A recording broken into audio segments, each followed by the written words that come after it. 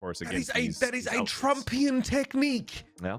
That is literally straight out of fucking Mr. Chio's playbook, mate. You cannot do this. This is a decision that's going to get us closer to champions.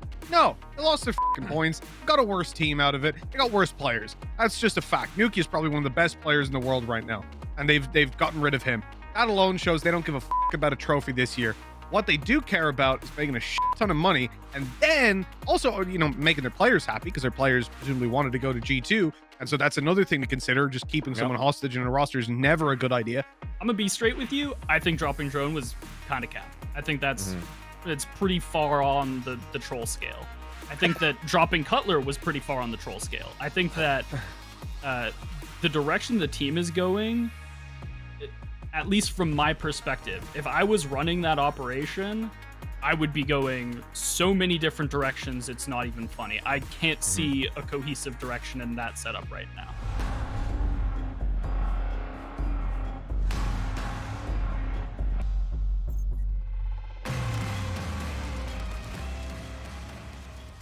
Another week in Valorant Paradise, ladies and gentlemen. We are back to break it all down. Welcome to VALORANTING, a professional ranting show. Yeah, we front as like a sort of show that's really interested in talking about the ins and outs of the scene, but it's really a platform for our shit opinions. I am Uber Shouts. Hello, sir, it's Mitch Leslie. I'm here with Vans, and for the first time in an official capacity, we welcome Mitch Man to the show for good. You ain't leaving, motherfucker. Stuck here now, man. Thank you very much. It's a pleasure to join you boys a little bit more consistently and run into the late hours of the night for me. Yeah, of course, it gets a little bit late for you. I mean, we've been getting better, I think, at like preventing this show from going for 4 hours. But wait, Vance, what are you both wearing? You know, yeah, I wanted to support Mitch, man. You know, he was just saying I have to actually work into the wee hours of the night because now he's in EU having to do shows. So he's already in his bathrobe or his getting ready to go to bed right after. So I wanted to support him, welcome him well, and then just wear the bathrobe with him. Right. Were you guys going to compare lightsabers after this or what? Right? Daggers, let's say, yeah.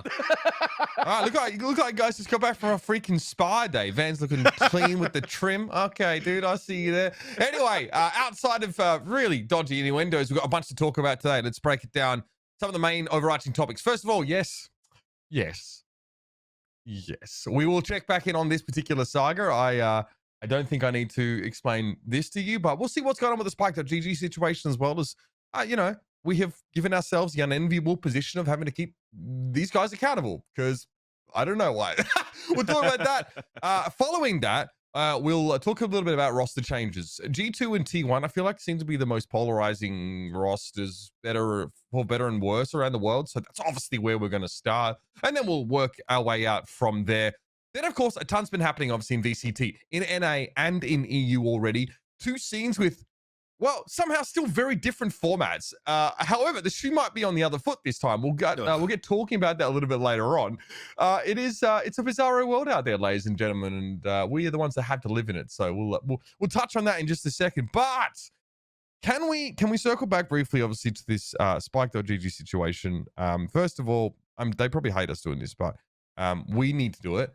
Initially, the idea was, gentlemen, that June 30 would be the sale of the company and it would be the reimbursement of the employees, right?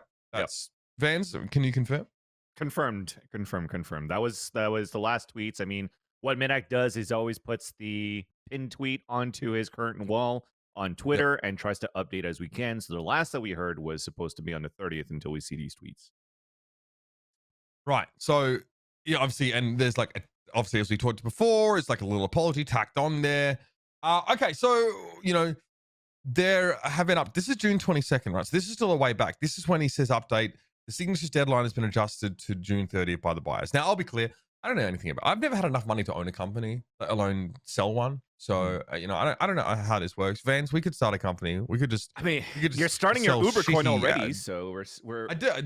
Step one. Hey, listen, my cryptocurrency, I'll have you know, is going to the moon, all right? But I'm not going to sell anyone on it. So now, don't get confused. This is June 27th. So obviously, someone's, you know, I think this account basically just tweets whether Artur has paid people every day. Oh no, maybe that's another one. Yeah, I think there's two of them right now. There's an entire metaverse around Artur Minikov paying people.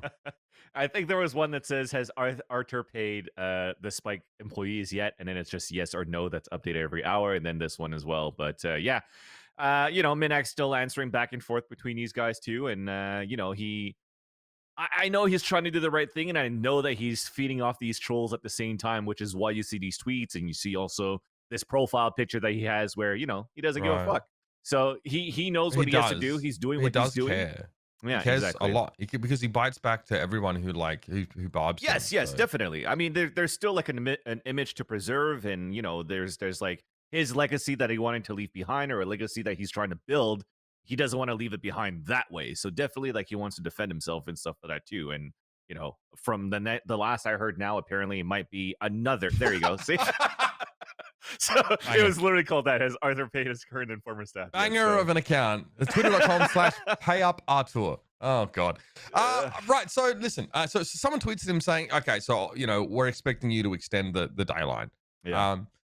Now it's one thing when it's clowns, literal, like random Twitter accounts tweeting at the guy. It's another thing when you've got someone like Kevin Hitt who's sort of knocking on your door for a little bit of information. So Kevin asks, hey, can you not afford to pay your former employees, or that you don't want to? So, okay, a little bit inflammatory. Fair enough. Obviously, the assumption here is that, Kevin's saying that Artur has no intention of paying people back. Now, I think, but this is a little more incendiary, probably wanting to get a bit of an answer. Look, Kevin has on occasion decided to be more incendiary.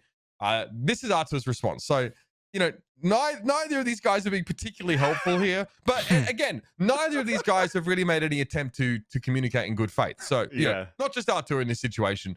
We have some news soon for you. I love how Artur, he's even able to turn like whether or not he's paying his employees into like a stay tuned, coming soon. Right after I pay my employees, I'm gonna fucking. I'm going to produce NFTs of their sad faces when they weren't getting paid. And you can he's so good at trying to create some sort of anticipation around the most random of things. So, okay, we definitely are anticipating finding out more about this. So follows up and goes, answer the question. Minak goes, what employees? Okay, excuse me. You had employees. Like, don't let us not feign ignorance here. Mm-hmm. And this has happened a fair bit. Artur's like, if you're a journalist worth your salt, you'll approach me, and I'll give you my story. But then I think Dot did that, or Upcomer, and then Artur didn't like the fact, Artur, when he saw what they wrote, was like, oh, these guys actually aren't legitimate. They're actually fake news because they didn't write nice things about me. You know what I mean? Yeah. Bit of a typical narcissist, I think. Yeah, I think it's almost at a point where he feels that any article that's going to come out from like a good source that is not about his own story and what he wants to put out, then it's defamation to his image, right? So, which is why he's also going to defend himself, of course, against that is a Trumpian technique. Yeah, that is that is literally straight out of fucking Mr. Chio's playbook, mate. You cannot do this. Like, it's unreal. Yeah, you get the sense of the guy from the very start, though. Like he doesn't give a fuck about anybody that's involved. Any of his employees are paying them. I think at this point he might even be looking at it as a bit of a social opportunity just to farm up those interactions. Because I don't know what the fuck he's doing. It just seems so disingenuous to come on the one hand with the perspective of soon, 30 days, whatever it is, and on the other just not do anything. Like why that's what really fucks me off. I don't mind if it's a situation where the deal is genuinely being delayed, lawyers, all the shit that he's saying. The reality is you're still leading the other people on by being like, oh, it's going to be soon.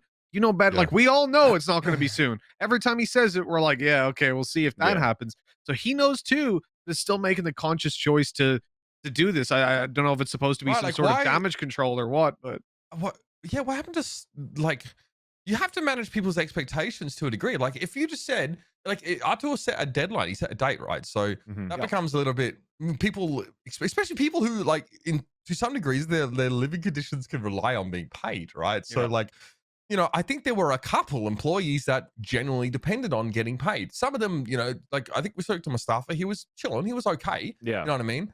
He was out of pocket, for sure.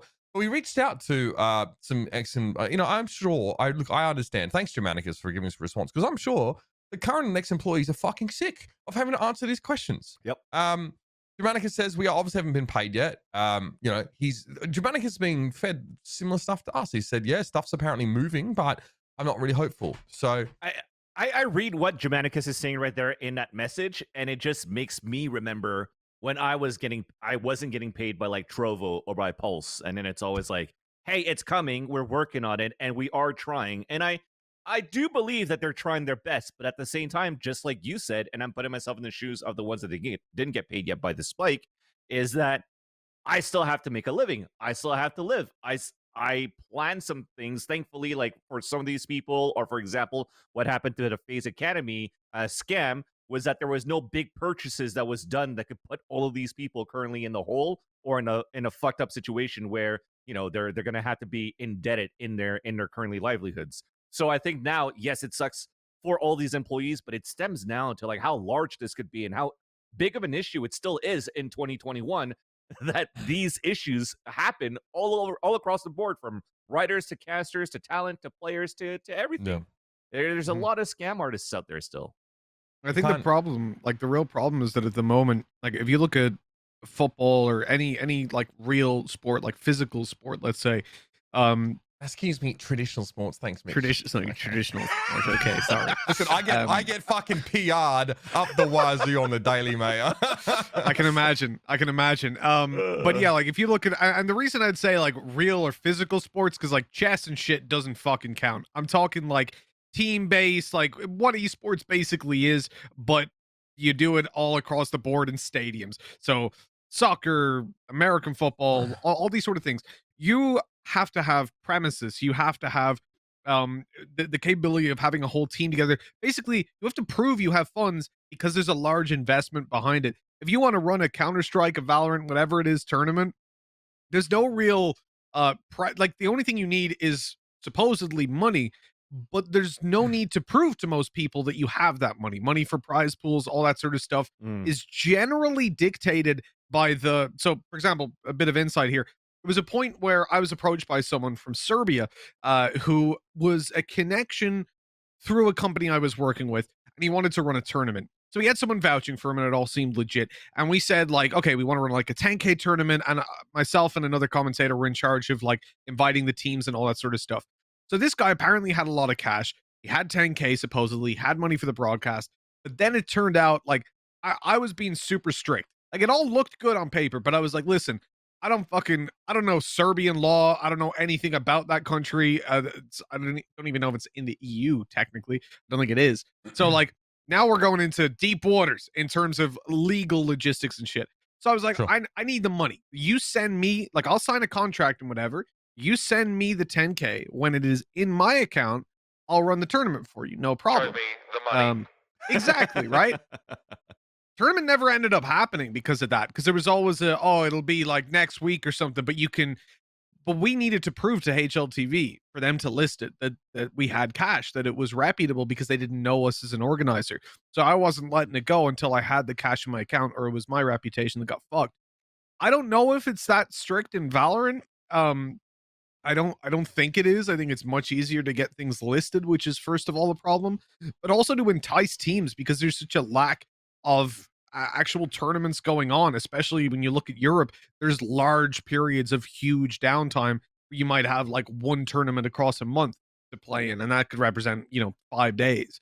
So I can understand where these cowboys come from. It's pretty fucked up that it still happens, but I think that short of bringing in like a full-on governing body for most of these games, it's very difficult to manage that. But from my impression, that's what we kind of get with Riot, right? Yeah, absolutely.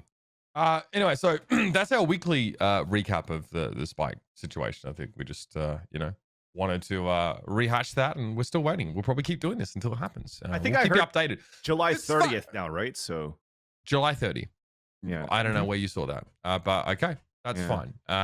Because obviously we don't expect you, the people, to go and fucking keep up with this stuff, because honestly, I lose brain cells every time I fucking look at some of these exchanges. Like legitimately, I didn't have many left after casting Overwatch for 5 years, but here we are. So let's talk about some Valorant. this was interesting during the week. So there were a couple situations in which we had scrims and also games crash as a result of Vanguard. Now you might have, I remember I was sat there on the couch watching something, and all of a sudden every fucking NA pro player was tweeting, "I love crashing my scrims because of Vanguard." So obviously a lot of people were scrimming, and then maybe a decent amount were just wanting to make it seem like they were scrimming, so they also tweeted out the same thing. But yeah, there was a I guess a crash with Vanguard that interrupted a large number of scrims. Not the end of the world, right? Scrim is a scrim. But yeah, obviously less than ideal. And I don't know if this is related, but following this, there was a VCT game in Turkey, which was BBL and Fireflux, I want to say, where there's the series shut down at 19-18 in a 1-to-1 series in a VCT match in overtime. Right here.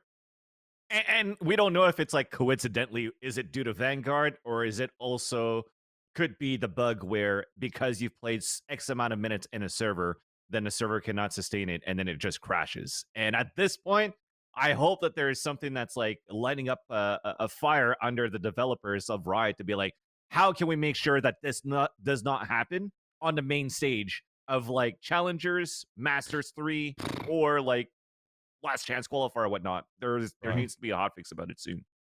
Especially, I presume tech pauses also affect that. So if like it doesn't even need to be like a grand final of champions that's 20-20. It could be one that just had a bunch of tech issues along the way.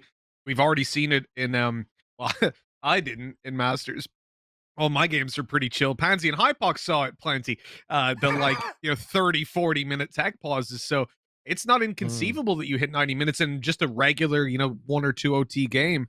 And that would kind of kill the hype if it was grand final champions. You're hitting like second OT. Oh, they're gonna. It's fucked up. Man, this is like the 7th OT.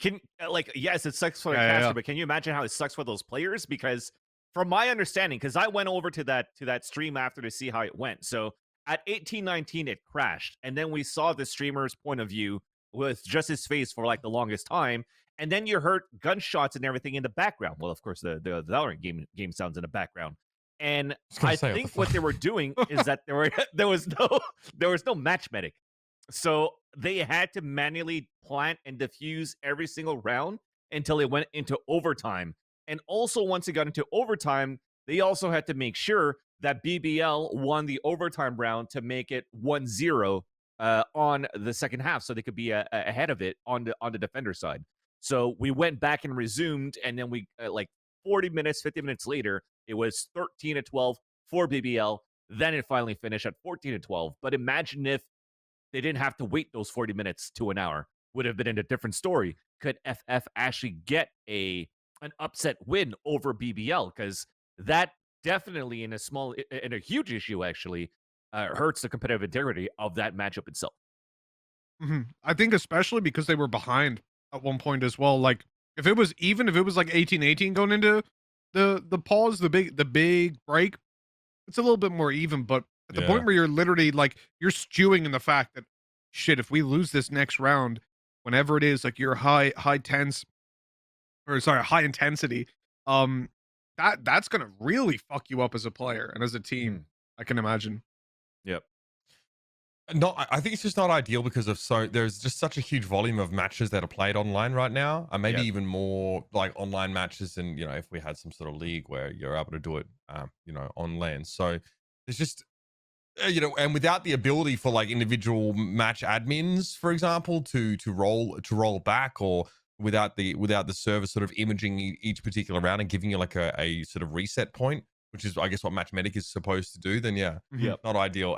It's a problem in any case, but it's obviously exacerbated by just how far the match had progressed. So unlucky stuff. And really if that happens to you, like fuck, I don't even have that one dweeb to blame who like the one guy that votes to sort of draw the match. You know what I mean? That one person after 4 overtimes that just has to fucking go to the toilet or something like that. I hate to see that.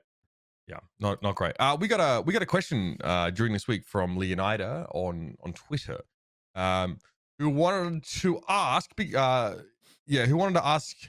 our thoughts on this. So with the new act, Riot cut the rewarded XP for the weekly challenges in half. which I think are the 10,000 experience challenges, right? Making it harder to level with the battle pass on new agents. So no one really seems to care outside of a few complaints on Twitter. What are our thoughts? I think, I mean, my thought is that a lot of people don't even notice sometimes actually that it's longer. I'm not sure. The battle pass in Valorant is so much more. There's so much stuff in there, but maybe there's almost too much stuff that people are just like, oh, I got to spray it a fucking gun buddy. Oh, okay, you know, it's that is strange though. Like, I wonder if there's any. Do we care that they've made it twice as hard to progress along their battle pass? I'd like it if anything, to be honest. Like, it just makes that reward at the end that little bit more valuable, I suppose, when you're like one of only 100 people that has it. Because in the fucking end, I always end up having to spend the rest of the fucking Radiant points that I need to finish to level 50. Because after level 50, I still have to grind to get the epilogue. So then you have 3 days left to just grind out the 5 ranks of epilogue because you can't buy that. So I actually like the fact that it doesn't take as long to grind through the battle pass when I've already put money into it. If it was free and I have to grind longer, not a problem. Actually, that could be a good idea. If you want to cut it by half and you still want to have like your fan base to play for free or to have some fun with it and to use those public servers instead of doing pickups instead, and playing ranks and unrated, then maybe a battle pass that's free but that's longer to grind could be kind of cool. And then the one that you pay kind of gives you more exclusivity, like the epilogue stuff or different skins or whatnot. But just to get back on what Leonidas was saying too, because I think another tweet came out later on where he replied, "Oh, never mind, everything's been fixed," right? So he went from like 5 to 6K to 10K, and then everything seems to be all up and dandy. But I actually reached out to Swaggernaut on Discord to ask him about it and see how it worked. And what he told me, and I'm going to read it right now, he goes, we usually scale weekly XP up over the course of the act. He's going to get more details about it with his team because I know they had a meeting about this kind of stuff today. But overall, I don't think it just means that it's going to be difficult from the get-go. I think they always analyze week per week and adjust so that it's still fair for you to grind that battle pass. Interesting. So it's actually active monitoring of people's progress through the battle pass. So okay. And as was pointed out in chat, there was an XP boost for being in a party as well. So which I don't think. Dude, you can have an XP boost to be in a party, but you can't even fucking stack queue.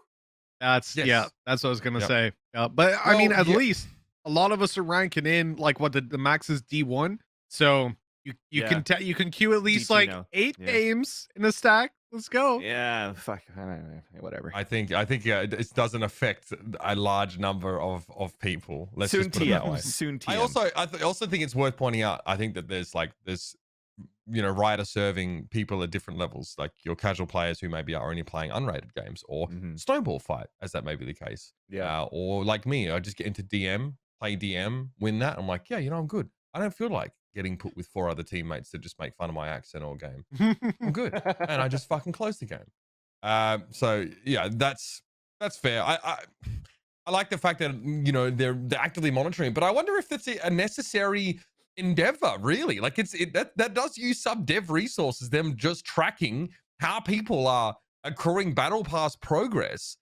Clearly it's something that they prioritize highly enough to get people to be watching that, but I don't know if it matters or that much. I don't know. It's crazy. I don't think it'd be massively difficult to do though, because I'd imagine the way you do it is you would have an algorithm that constantly outputs like what you would define a metric. For example, the average XP that you want all users who have played 10 hours. For every 10 hours they play, they get on average 5 levels of the battle pass, for example. And then you would just have an algorithm that calculates that for you, and every now and then go, oh shit, it's at 3 levels. Let's up it a little bit. Like I doubt it's highly intensive. It's just interesting. It is a slight touch. As someone who spends most of his time with a game that doesn't actually have a fucking battle pass system or really any content for the last year or so, like I do like or player base or viewers. Sorry, I 10K monthly, 10 million monthly active users. I'm pretty sure it's just 5 people on 2 million Smurf accounts. But 10 million still 6 years in, baby. People are fucking. I mean, I don't know what to say. A lot of masochists out there in the Overwatch world, you know? At some point, those alt accounts are also buying skins, so they're pretty happy. I'll be honest, like I'll say it right now, the microtransaction philosophy is shite in that game. They could make a lot more money than they are, but that's another story. It's not my job to fucking tell people how to make money. Let's move along. Let's talk about some roster moves here as we continue to, you know, sort of get more into the Valorant pie, because we had some really interesting announcements over the course of this week.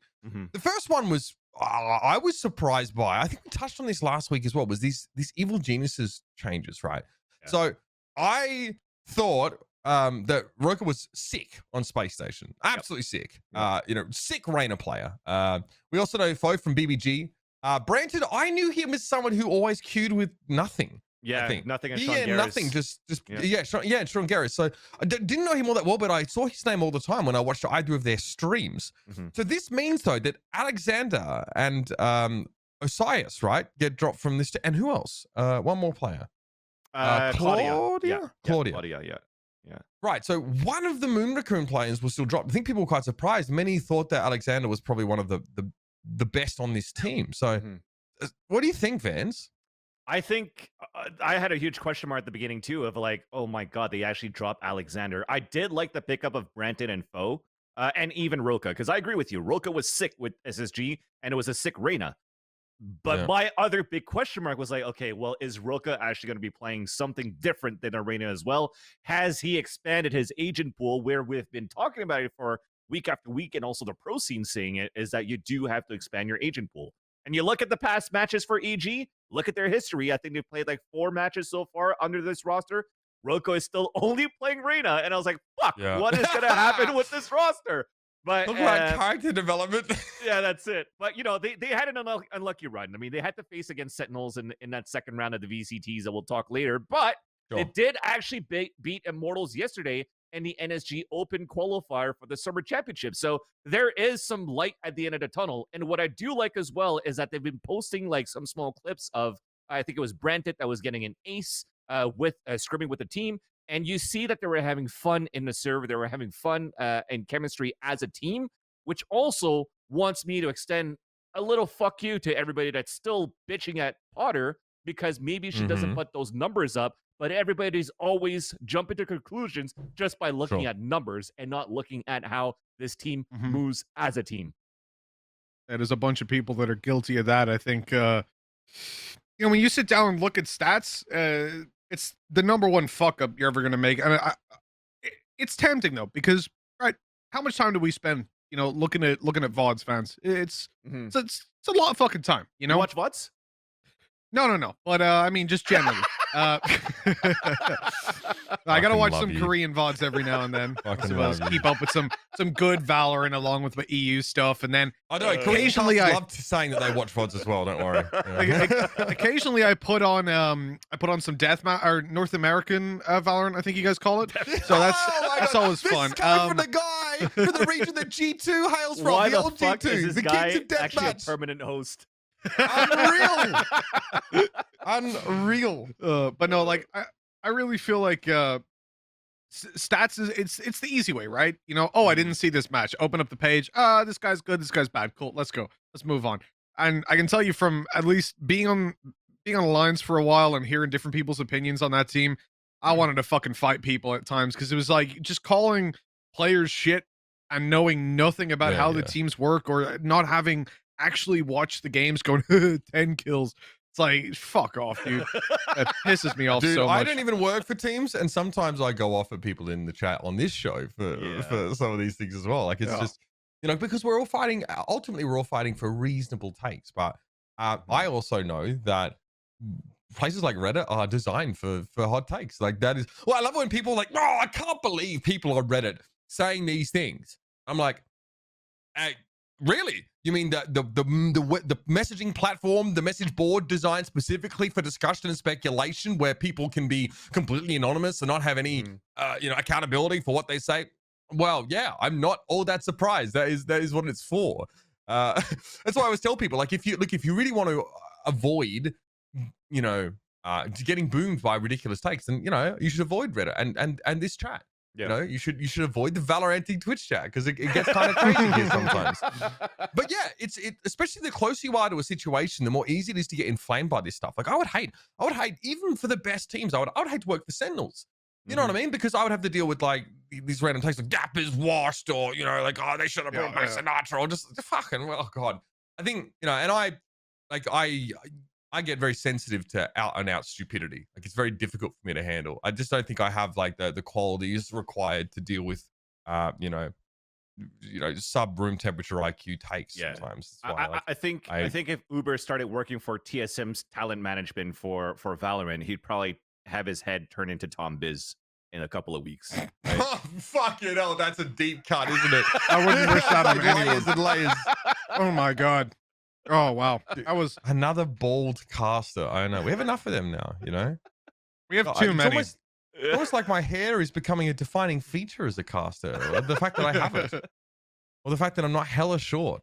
It's fucking crazy. All right, let's talk about some the stuff. I didn't say any names, man. Did you? No? Okay, let's talk about some of what's happening in Korea because we have an interesting shuffle here between Newturn and Vision Strikers. So we heard obviously recently that 10X has joined Newturn. Yes. Now, what do we have? What do we have on 10X at the moment, if anything, really? Again, this is a scene that's a little bit hard for me to break into. It's a bit obscure. Yeah. So 10X is kind of like shoehorning into Newturn, right? And this is their old roster. So Buzz, 10X, Gana, Intro, Harry. This was when they were playing back with, I think this was Rio Company. And they were still trying to qualify for Masters and whatnot. And then unfortunately, oh no, it's a Newturn right now, sorry. And then they actually didn't work out. So now that roster kind of imploded for Rio. A couple of players joined, and now you have X10 joining for Newturn. He seems to be doing okay. He's just not feeling the shoes of Lakia. But at the same time, like a good Silva in Korea is actually really hard to find right now. Actually, a good Silva to find in North America is kind of hard to find for TSM right now as well, which we'll talk about later. But I think X10 or 10X, sorry, or X10 will be okay with Newturn. They're still winning their matches right now. They're still qualifying to the main stage. But is it going to be at that level where Newturn was before, not that they had lost Lakia? Maybe not. No, nowhere near it. I would say that Newturn went from like a potential number one contender, if not maybe the number one in Korea, straight to number 3. Like Damwon, easily a better team for me now. Lakia is such a key member of that. And then looking at Vision Strikers, you add him in. Holy shit, that is a scary team. Like genuinely, that's a Berlin winner. Yeah. So then now Lakia goes back to Vision Strikers. But the thing about this for Vision Strikers and Lakia rejoining is that yes, they also qualify currently in the later stages of the qualifiers for Challengers 1. But the thing is, they were playing without Lakia. Why? Because of this. They actually now have an 8-player roster. So they have kind of like a main 5. Then they have an academy player, which I think it's BYN. And then you have Lakia that's now joining. Bin. So his name's Bin. Bin? Okay. So now no, I mean I'm just it's a BEYN, right? Yeah, I think so because I see small letters in caps, so I'm just trying to read that out. But overall, I think it's speculation is okay. Lakia, he was already in Vision Strikers before, right? And then he went to Newturn. Now he's back. So when we saw that screenshot of the rosters, I think that was the old roster where Lakia was still in Vision Strikers then too. So now he joins back, and of course they got 3rd place for Iceland. I now speculate that yes, they bought him back, and he has to be part of the main roster right now. So what's going to happen to the rest? And I think for Vision Strikers is I spoke briefly to Kan Yang, the owner of Vision Strikers, and he was saying, we're just exploring our options. We don't know what it's going to be yet. Are we going to try to have an academy team? Are we going to try to have like a farm team to scrim with our main guys? Are we going to have a main 5? Are we going to rotate through maps? Are we going to sell some players? We don't know yet. And I think this goes back to that same type of like StarCraft mentality, I think, in my eyes, because for Overwatch, it makes sense that you can have. Feel. I'm sorry? You mean the whole sister team feel? Or? Exactly, yeah, because right now for let's say for Overwatch, I do see that you could have like an 8-player roster, 9-player roster. Oh, you can have a 12-player roster, yeah. Right? And then for a game like Counter-Strike or a game like Valorant, so far, it doesn't seem to make sense, right? Like all the teams that came out with a 6-player roster, there was always one that got cut. Heretics, G2, et cetera, et cetera, et cetera. Now you look at this, it's like, okay, well, they're going to have to figure something out. And eventually it's probably going to be who's going to be the main 5, sell the rest. Yeah, I think we it's like one of our favorite topics, I think, but there are like a ton of teams where, you know, I think people at this stage are so hungry to compete in Valorant as well that they'll, you know, they'll opt to be on a different worse team in order to get game time, right? Yeah. Because I think people feel like there's so much room for individuals to grow right now that like no one's getting close to their ceiling. So most players are convinced that if they just get the game time, they'll continue to improve more. And more. So. And sorry, Uber. The reason why I was saying that it's like kind of like StarCraft is because back then when I was watching StarCraft and I was watching like NBC play, we have Zoomers here. You need to explain this. Yeah. So StarCraft is a game, an RTS, friends, like Halo Wars. Not that much. Anyways, so back then in Korea, you actually had like maybe 1 or 2 or 3 star players, but you still had like 10 other players in the academy team, all playing, practicing 14, 16 hours a day in the gaming house. And they actually had to play against each other to actually prove that they deserve and should own a seat on that main roster that's going to compete at like GSL and stuff like that too, which is why I kind of compare that to what Vision Strikers has right now. They have an 8-player roster. They're going to compete against each other to see who's going to be the best, to have the best roster out of that, and then just always be back at that #1 spot in Korea. Yeah, no doubt about it. We're sorry, I've just got some voices in my ears here, but yeah, I don't know what you think, Mitch, but like we've not really seen too many successful rosters with deep benches. No, it doesn't work. It doesn't work in attack FPS, in my opinion. I think that in League and that it provides so much value being able to swap somebody in that specifically mains that specific champion. But in Valorant, it just doesn't. I would rather have the same guy playing Phoenix every fucking map than have my choice of agent switching between, because it just affects the chemistry and the flow of communication and everything so much that I think it's just like in general, Valorant is a messier game than League in terms of the second-to-second gameplay. Yeah. So it requires much more familiarity with your teammates and cohesion. So yeah, I don't think like 6-player rosters, maybe they could work, kinda. But like when you extend it 7-8, not a chance. Not a chance. Yeah. They don't last that long, right? Because Heretics was trying that for the longest time with Rubino, and he's played a couple of games and it didn't work out. So like, well, I mean, I also think sometimes you get those scenarios where like players can't commit, or there's like something going on with the family. That's it. I think like it's sort of like saying, you know, oh well, when you get 5 good players, they won't be the best team because I don't know, like we've seen so many teams, like 20 of them who aren't #1. And it's like maybe he didn't put the right people in. If he got the right roster, the right management, the right flow in terms of rotation, because you're gonna have to make sure everybody has their time on the server, or they're gonna start to feel like they're decaying, right? Like their career is just dying while they sit on the bench. So like under the right unless conditions, they're getting paid the bag, it would just true. Yeah. But like I do think for the most part, it's like I could see the potential of a 6-man roster if managed correctly. I don't think that the benefits would outweigh the financial cost of it. And then when you extend to 7 and 8, I don't think it's possible. Like you're killing people's careers at that point. Someone is going to just be a more permanent bench warmer. Yeah.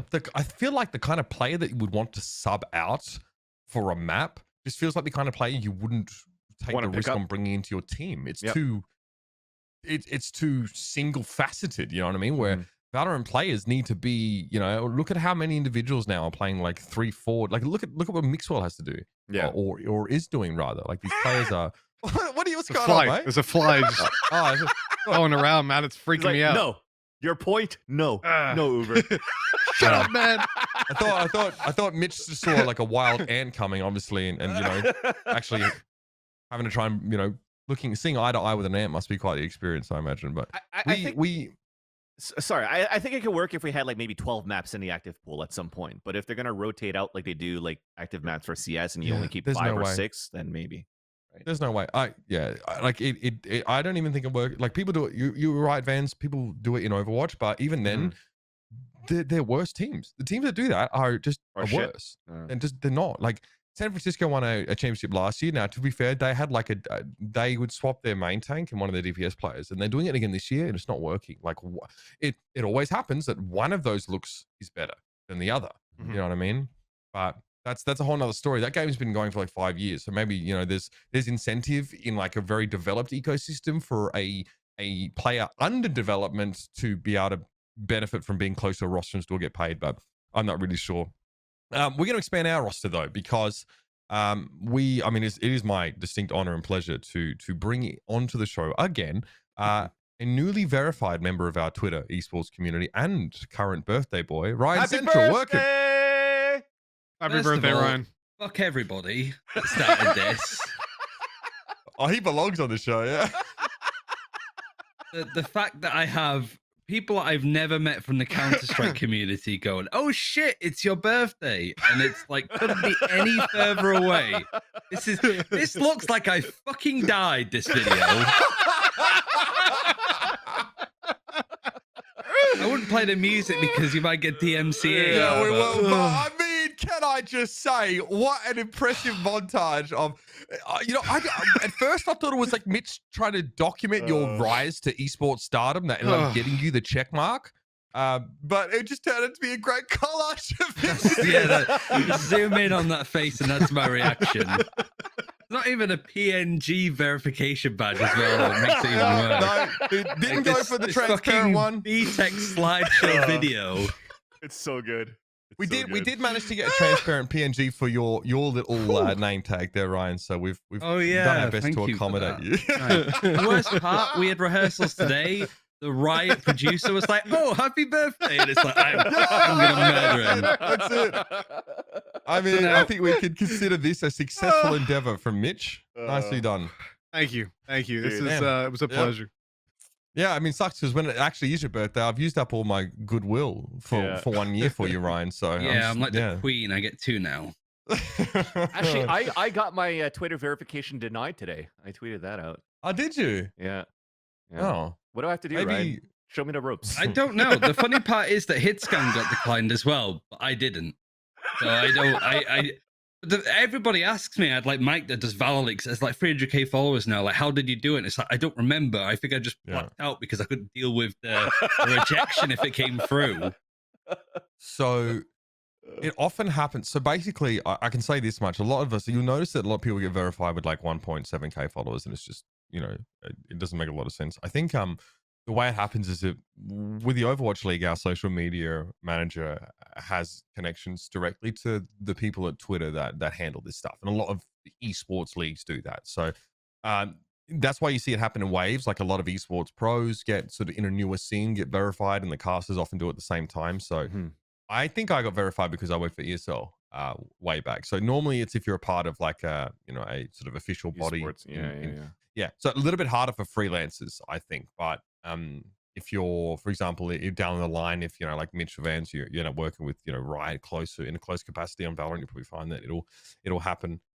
Also, kind of a pain in the ass because you just get followed by all these spam accounts as soon as you get verified. Oh, good. Okay, I don't want to get verified then. Yeah, it's because there are a bunch of accounts on Twitter that just automatically follow anyone who's verified. It's just like, okay. I mean, and at also, least look at fucking some of the people that are verified. You can like literally, Ryan.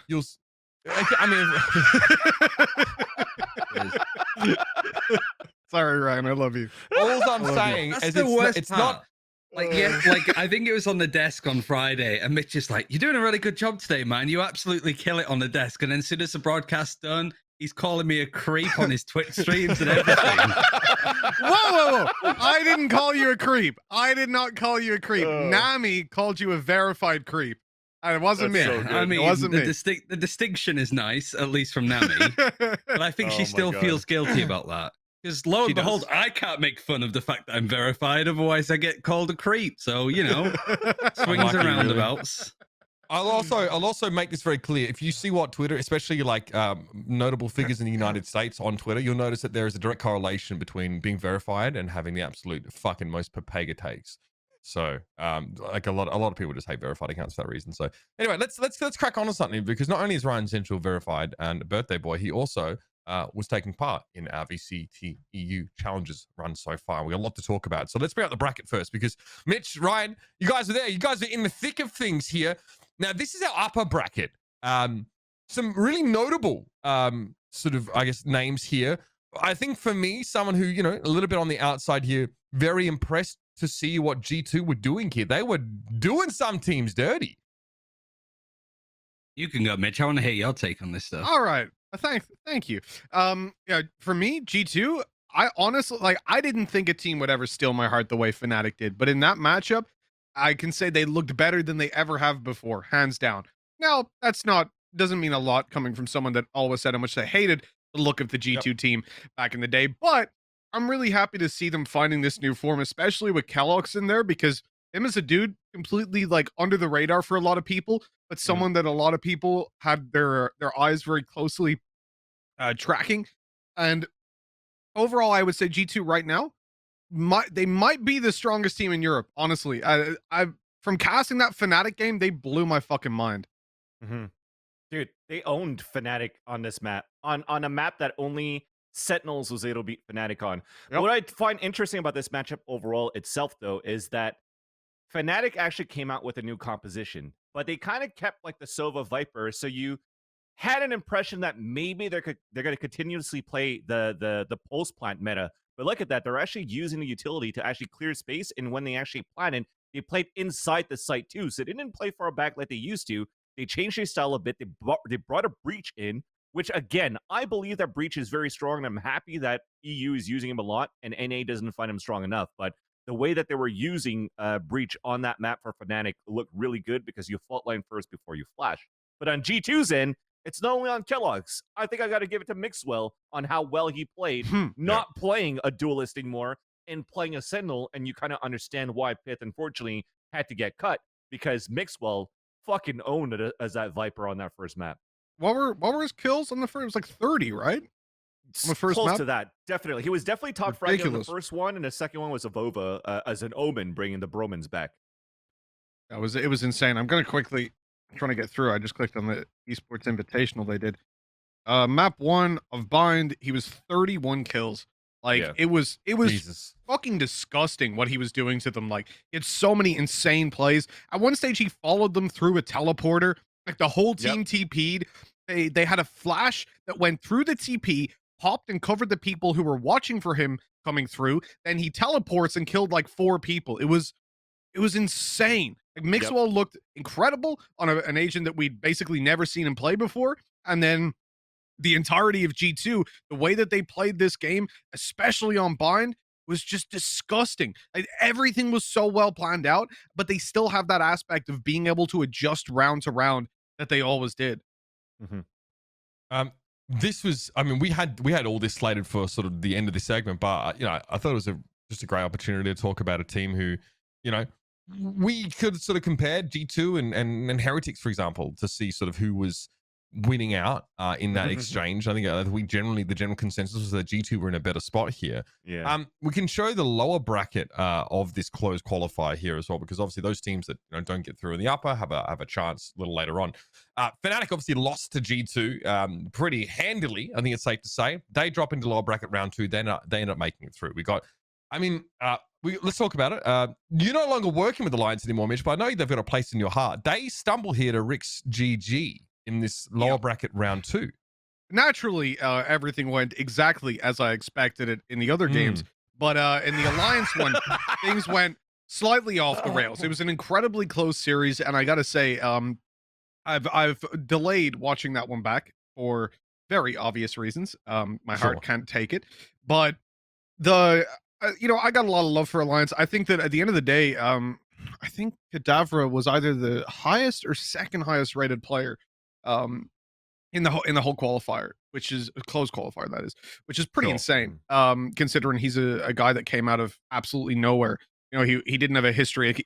A lot of people don't know he played Counter-Strike, but he didn't play on teams. He just played like FPLC and all these like sort of ranked ladders, as opposed to actually competing in a team.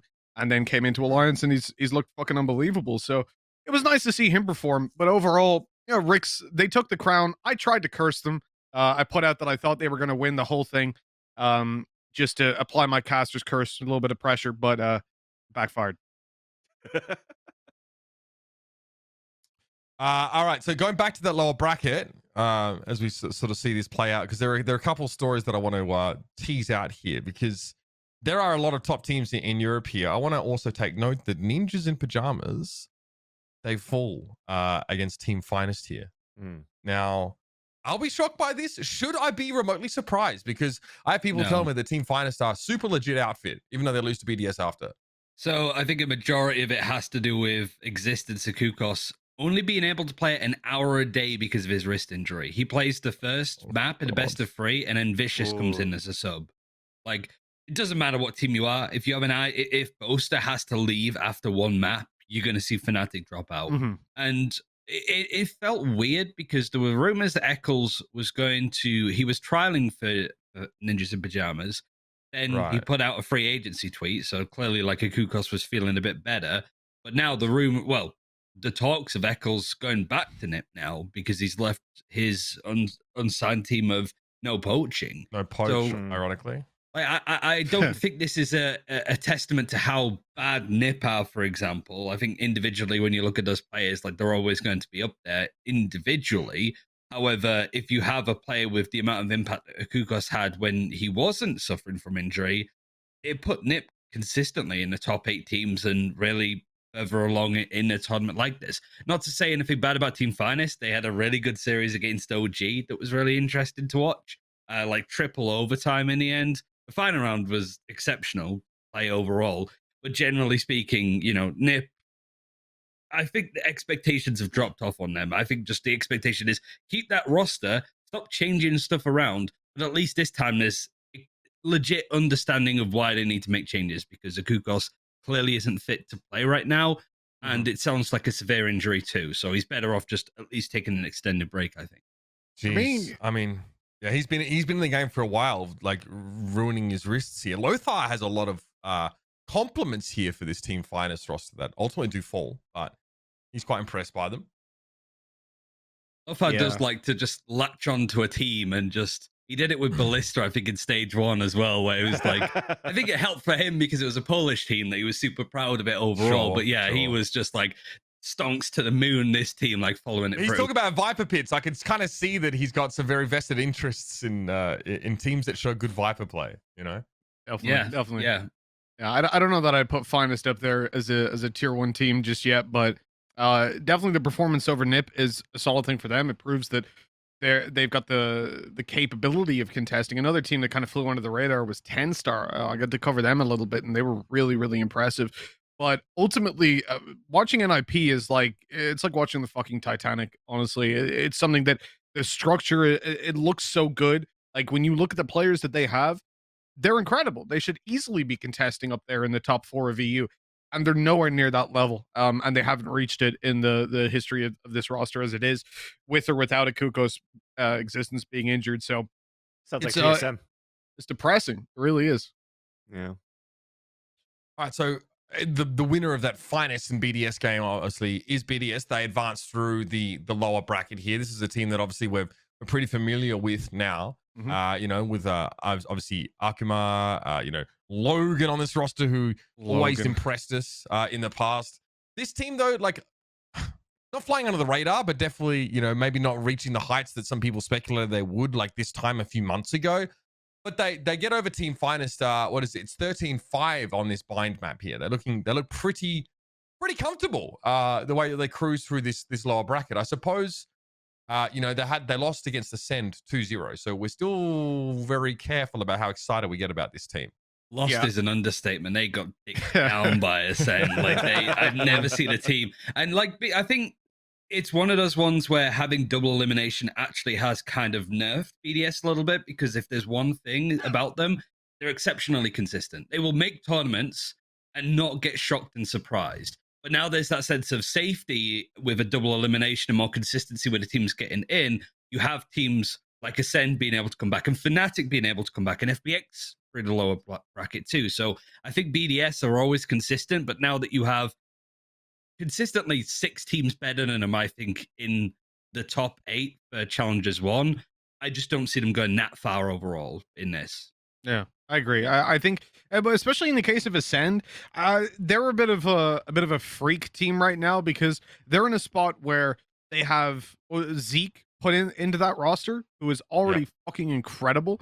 I think he can bring aspects of IGLing certainly as well, which is what I believe Coldamenta is definitely capable of doing. And when I look at Ascend, that has been a bit of an issue. I mean, originally when they found all their success in the first run of Masters, that was where they apparently had a coach calling for them, and then the rules ended up getting clarified, and they weren't allowed to do that next time around, and got absolutely shit on. So the fact that now they have someone in there that can provide a little bit of leadership, and frankly is just an upgrade in firepower over Cordamenta, my battalion brother, it's definitely a solid upgrade for them as a team. I do think though that when you match them up against someone like your FPX, your Fnatic, they'll just get trashed because I don't think they're going to have the depth to match up, but they definitely have the firepower to take down any sort of sloppy teams. So this team, so we know Wave Esports goes up against this BK ROG team, right? This team won the close. They won in the open qualifier, right? And I think the BK ROG, this is the team that beat Heretics, if I recall. Correct. In like the round of 32 or the round of 64. That was our breaking news in a mid show when we were about to talk about VCT EU, and then Heretics didn't make it through. So if you want to do the comparison of like who, because we're in the middle of talking as well, as like who kind of won in like the transaction, is it going to be Heretics because they got more in the bag for the trades, or what happened business wise, money wise, and then skill wise, definitely it shows that unfortunately for Heretics, they did not get the they got the Mitchman end of the stick. Did we? Oh, I see what you did there. Did we even get to see enough of this Heretics team to judge what the issue might be with them at the moment? Nah, this is the first matchup we got to see. It's not a great look for the G2 alumni on this roster, is it? This is not really what you want to do after you depart a big team and sort of, be like, fuck G2, as artists put it, in very artist fashion. I mean, if there's going to be a team to sort of have this happen to, it was always going to be Heretics. I know Dexerto put a video like an hour ago being like, the title of it just makes me want to like punch my dick consistently. It's horrible, but it's an awful video. Worst roster decision ever. Why did they do this to themselves? They didn't do it to themselves. G2 did it to them. G2 came and supposedly went behind Heretics' back to talk to the players into joining G2. Pora wanted to go to a super team in Turkey, which I think is what he always wanted to do. Nisao, Christ knows what's going on with him, but it sort of has a bit of a stink around it, obviously, because of all the alleged cheating and stuff. It's no surprise that this Heretics team has combusted. Everybody's left. The coaching staff of Tanny has gone elsewhere. The only person you have there is Lowell. So if you change everything else around him, you can't be surprised. By the way, the problem with this as well is that people are underestimating BK ROG, who did relatively well to get as far as they did. But them and MTB brought Heretics to overtime. Very consistently strong French teams. Like, I think if Heretics got a bit further, they would have lost to Megastar 2, which was the team that Kellogg's used to be on. So I just don't think that this is everything's gone wrong. It's everything has changed. This team needs time. It's not like Heretics just came out of the thicket and beat everybody. They were like Inferno GG, whatever they were called. They were pretty subpar for a long time, and then they found their stride. I feel confident about this team finding their feet, but they lost all of their Valorant points. They have to build up this roster again. The chances of champions is just non-existent for this team, I don't think.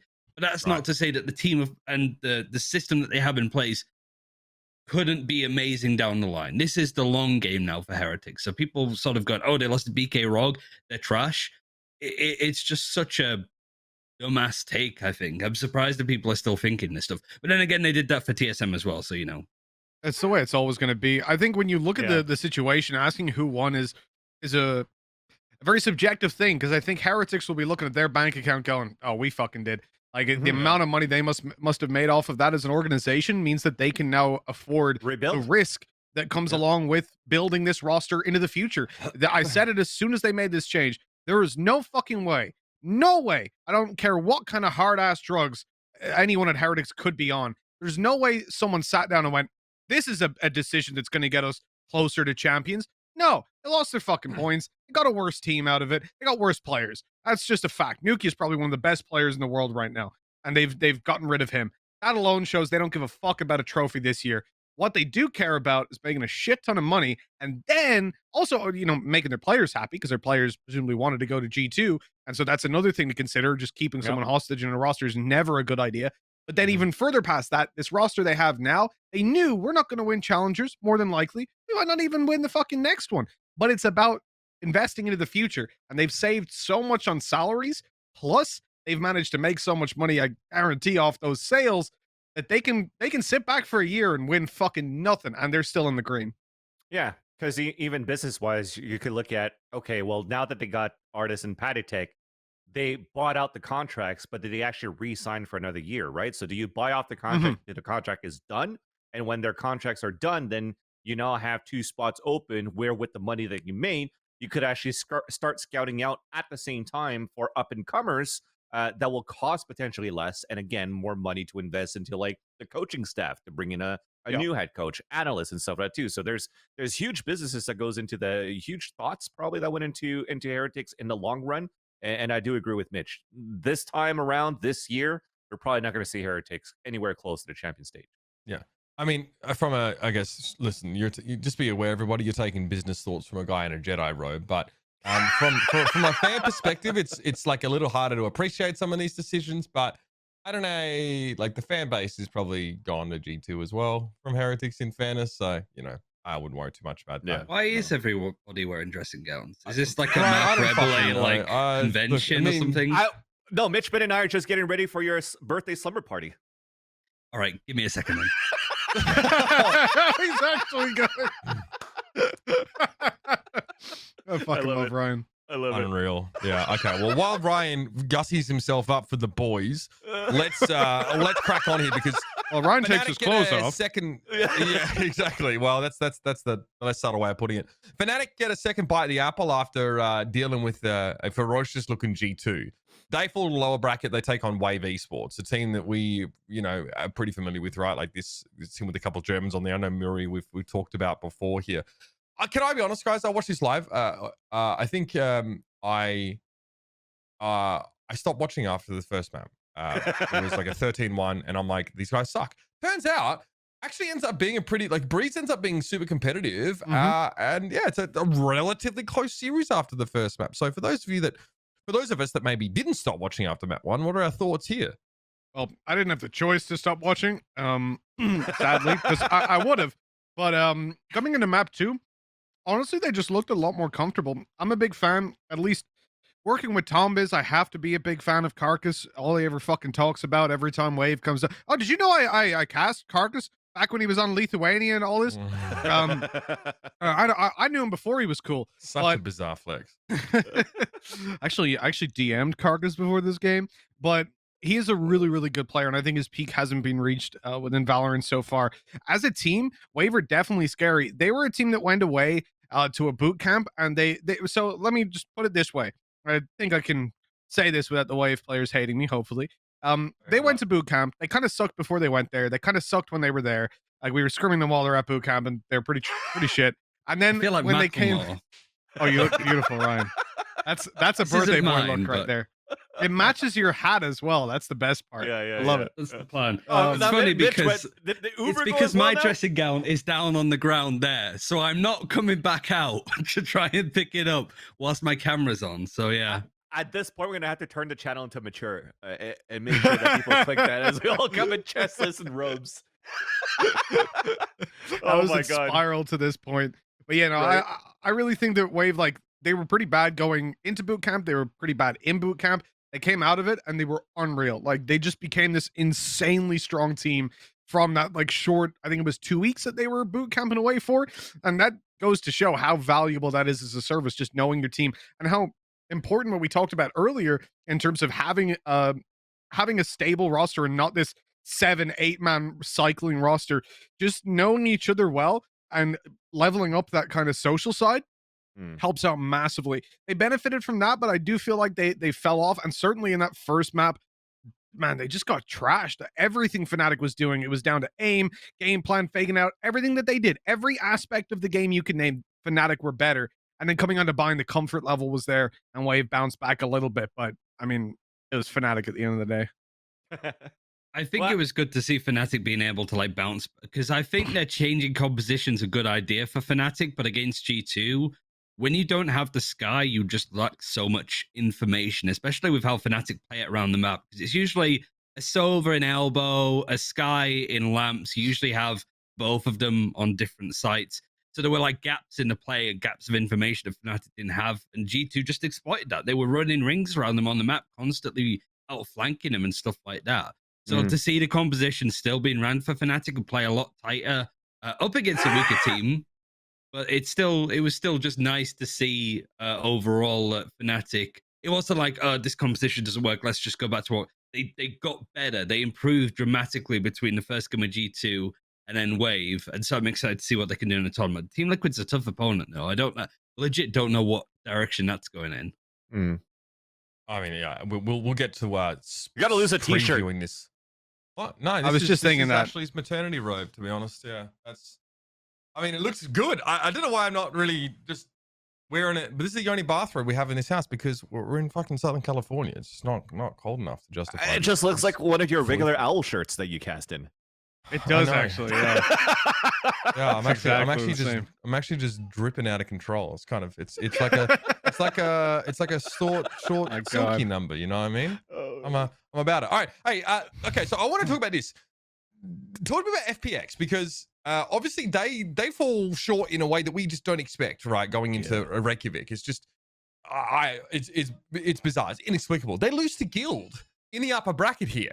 So already I'm thinking, well, okay, Europe is definitely looking a little bit different than it had in the past. So FPX have to go up against Vitality and Tenstar, who was sort of mentioned as like a, impressive looking outfit. But let's discuss this one here, the Vitality FPX match. That was interesting. I think that for me, Vitality has always been a bit of a disappointing team. When it comes down to like the results they have at the original roster with this one, it's always felt like, again, they've got good players, but they don't really have the capability of handling them. Look at Vac. Vac was like, him and CNET were the two guys that we were constantly talking about in the early days. Since he's went to Vitality, I don't recall being like super excited by him in a long time. I really think this has been a bad move for him in terms of joining up this team, because they don't seem to provide the right environment for any of their players to excel. And that's where you're kind of thinking, again, maybe it's roster shuffle time, but for Vitality, it's like, how many fucking times can you try that before we get to the heart of the problem? I don't know what the fuck that is. It should be working. I don't know if that's particularly fair though, because like this is a Vitality that beat Ascend and lost to Fnatic in stage 2. So like they've got some good results. I think frankly they've been a bit unlucky with the opponents they've had to face going into close qualifiers and beyond for like EMEA, just because they run into like the likes of FPX. Yeah, I mean, but like Megastitude, XL, like these aren't teams that you'd expect these players in particular to be losing to, especially XL. Like that was with David P and fucking Biggie the cunt, just cheating away and not even playing the Cypher like he did in CS. But like, I don't know, man. I just think for me, Vitality, they were so exciting when they were first announced, and it's sort of just been, I wouldn't say it's downhill. I'd say it's a slow improvement, but still bordering around like a mediocre kind of borderline tier 1 team.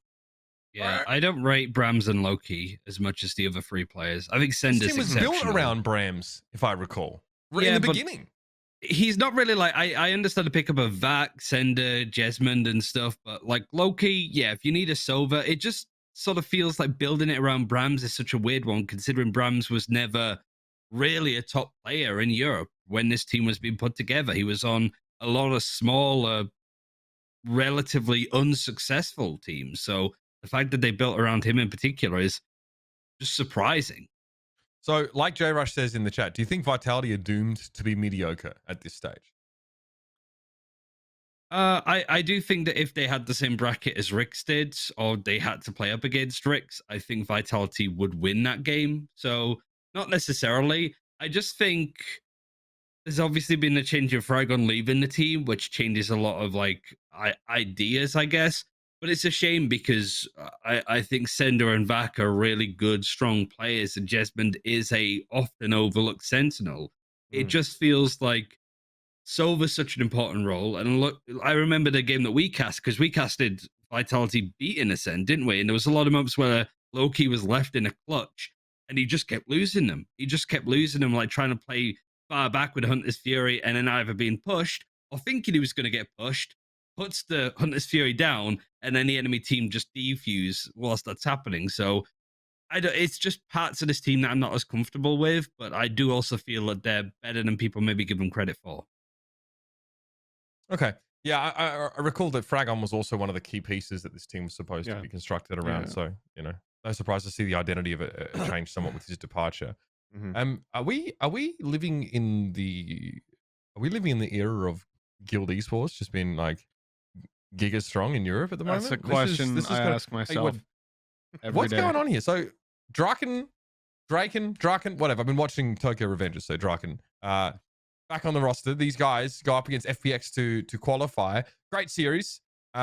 I say that as someone who only tuned in for the last map, but it was really good. It's the best map.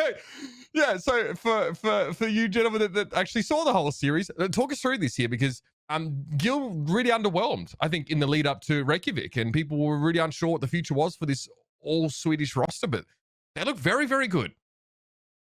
Yeah. Well, Ryan, you cast that game, right? So I'll give you a little bit more space on that, but I just want to say, like, for me, Guild, I had a lot of resistance to calling them a top tier team. But realistically, at this stage, I think the results have proven that they deserve that title, especially the FPX game, like that more so than anything. They're an incredibly difficult team to play against because in terms of predictability, they're not readable a lot of the time. They're just fucking ludicrous. I was a big fan of the move to remove Draken, and then he gets brought back on. I'm thinking that's a little bit of a handicap for them, and apparently it's not. He with Draken on the roster, and again, not necessarily fielding the numbers that I'd want him to, and in a lot of situations, not performing as I'd like. They've managed to take down FPX, and I struggle to draw the line between this being Guild actually being a really solid team and FPX being a bit shaky on their legs. Okay.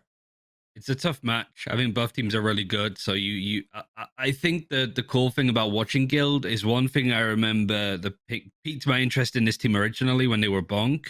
It's certainly on Split how well they push and pull the map. They constantly move around. They do some really zany shit that I like, where they're like ult and rolling thunder onto the C site on Haven and then immediately double back and go away. Like they love to kind of just really mess with the map and expectations, and FPX just couldn't hold them. Like the second to last round, I think it was just FPX was all over the shop. They absolutely crumbled, and Guild showed that they're up there. And it's only Guild and FPX that are the two teams, at least from Europe, that consistently made like the playoffs. Like in Masters 1, FPX and Guild were there, and they were there for the EMEA playoffs as well. Obviously, they didn't go to Reykjavik, but nobody else did. NIP didn't make it. BDS didn't make it. Obviously, there's less teams overall because it was just 4 from Europe. But I think Guild are incredibly consistent.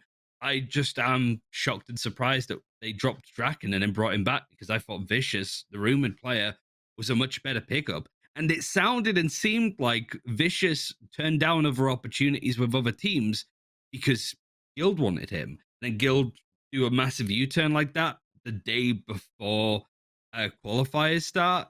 It doesn't smell very good to me. What was Vicious playing? Was he a duelist or? It was a lot of Sova, I think. Frankly, he's just one of those like Swedish gods that can play anything you put him on. Just any of the HSD players are like that, really. Both Vicious and Ali. Ali's on XL, who's more of a race player. They could do that. But Vicious was like Jaddy light. And that is a compliment, because Jaddy's an exceptional player. But so is Vicious, but not to the same level that they looked at him. And Vicious was a nice stand-in for Nip, but he's not an IGL. He's not a Kukos, so it's a round peg for a square hole. Yeah, that's why for me, though, Draken coming back into the guild roster, though, he did come back playing like Omen and Viper, right? So he didn't go back playing like a Jet, a Sova, or Yoru even. We didn't see some Haven, so we don't really know. But it seems as though guild Leo playing Sova, right? So yeah, Leo is actually playing multiple agents going into Sova, the Killjoy, series, right? Sage, So in the one series. So you're starting to see like the how it expands in terms of the agent pool for guild, but they seem to be going down towards like a single duelist type of setup, and it seems to be more utility based, where it might work out a little bit more because Draken was able to get a little bit more out of the roles of Viper and of course of his Omen that he usually always plays on this guild roster. So I like where it's going because they're for this test where they actually have a agent composition change and they're still able to beat technically one of the best teams in Europe. We always say that with a star because we always think FPX is the best in Europe, but they can never really make it that far yet into qualifying into like Masters or even late into the close qualifiers. But this is a really good direction to see where Guild is going from, let's say, First Strike when they got shit on by I think G2 at that point. Well, I mean, they won, but they got disqualified, so it's not really their fault. There you go. Yeah, still shit on. Disqualified is shit on for me. I have high hopes about this guild roster going forward. They get a match up against BDS in the first round, and then have to take on the winner of Team Liquid and Fnatic. Speaking of Team Liquid, their run is pretty cruisy. I mean, they go up against that Alliance roster, and you know we get a pretty one-sided sort of first and second map. The third map in the series looks pretty good. So I mean, I like Alliance on Ascent looked really good against Team Liquid. Now, correct me if I'm wrong, but isn't Ascent supposed to be such a good map for Team Liquid, or at least it was in the past? This was their map, but they dropped that one to Alliance pretty disgracefully. So let's talk about that series. Pretty convincingly indeed. Yeah, I think when you look at Ascent, I can say a lot of work's being done on that. A lot of work by Alliance, and obviously I haven't played Liquid a couple of times, but not exactly the same version. It's always a challenge going up against players like Yampy and Scream, just because their entry capability, they'll do a lot that you're not expecting them to do. So in terms of predictability rounds around, it kind of goes out the window. But when it came to Ascent, I think that they've started to move towards a more grounded approach to the game, and that just fed perfectly into the hands of what Alliance had prepared. It's the most I can say on it without, I don't know, going a bridge too far, let's say. I love that they picked Breeze, though. I do. A lot of teams are just sort of banning that out early if possible, but it looks like Liquid were ready to sort of play on this map. They weren't really too shaken by the pick. I didn't love that Alliance picked it, but, you know, it is what it is. In the end, though, I'm still pretty happy for Liquid at this point because Liquid is like the team where I'm kind of scared when they were trying to qualify, and it's like, yes, on paper they look good, but just like FPX or anything else, it didn't work. And then after this boot camp and getting to Masters, they had a really good run actually going into that, right, for Masters 2. So everybody was praising into Liquid of how well they would perform or how deep we think everybody could go for Liquid into Masters 2, but we also seem to forget like how hard it was or how they dropped off early in other qualifiers as well for this roster. So for Liquid to actually be invited into the play-ins for the close qualifications and still be able to beat Team Finest and Alliance, then I like that we're starting to see some consistency as well for Liquid, and we're starting to have a little bit more confidence into their matches going into the future. I want to get Mitch's take on this as well, but I really like Omen Yampy. I much prefer him on the Omen than on the Jet. And Scream's Jet wasn't that bad. It wasn't quite as to the same level as other people, but everything just looked a lot tighter from Liquid other than the Ascent map, which doesn't make all that much sense overall. But the problem is like, yeah, you can put Yampy on Omen, plays very much like Sub Rosa, will like lurk, will go for fights, just has really good timings on people. But with controller players now, it's kind of like, all right, you can play Omen on some maps, but what about Viper? What about Astra? I don't see Yampy being able to play those agents at this point either. So I think it's a good little pivot for Team Liquid to be able to do that. But there's only so far that can go. But I do think that it's a good look, and players like Link have been able to show up a lot more just on various agents and perform well across the tournament, it seems. I mean, I thought it was super interesting, just quickly, that they played Sova and Sky on Breeze. and Yampi was actually playing Sova.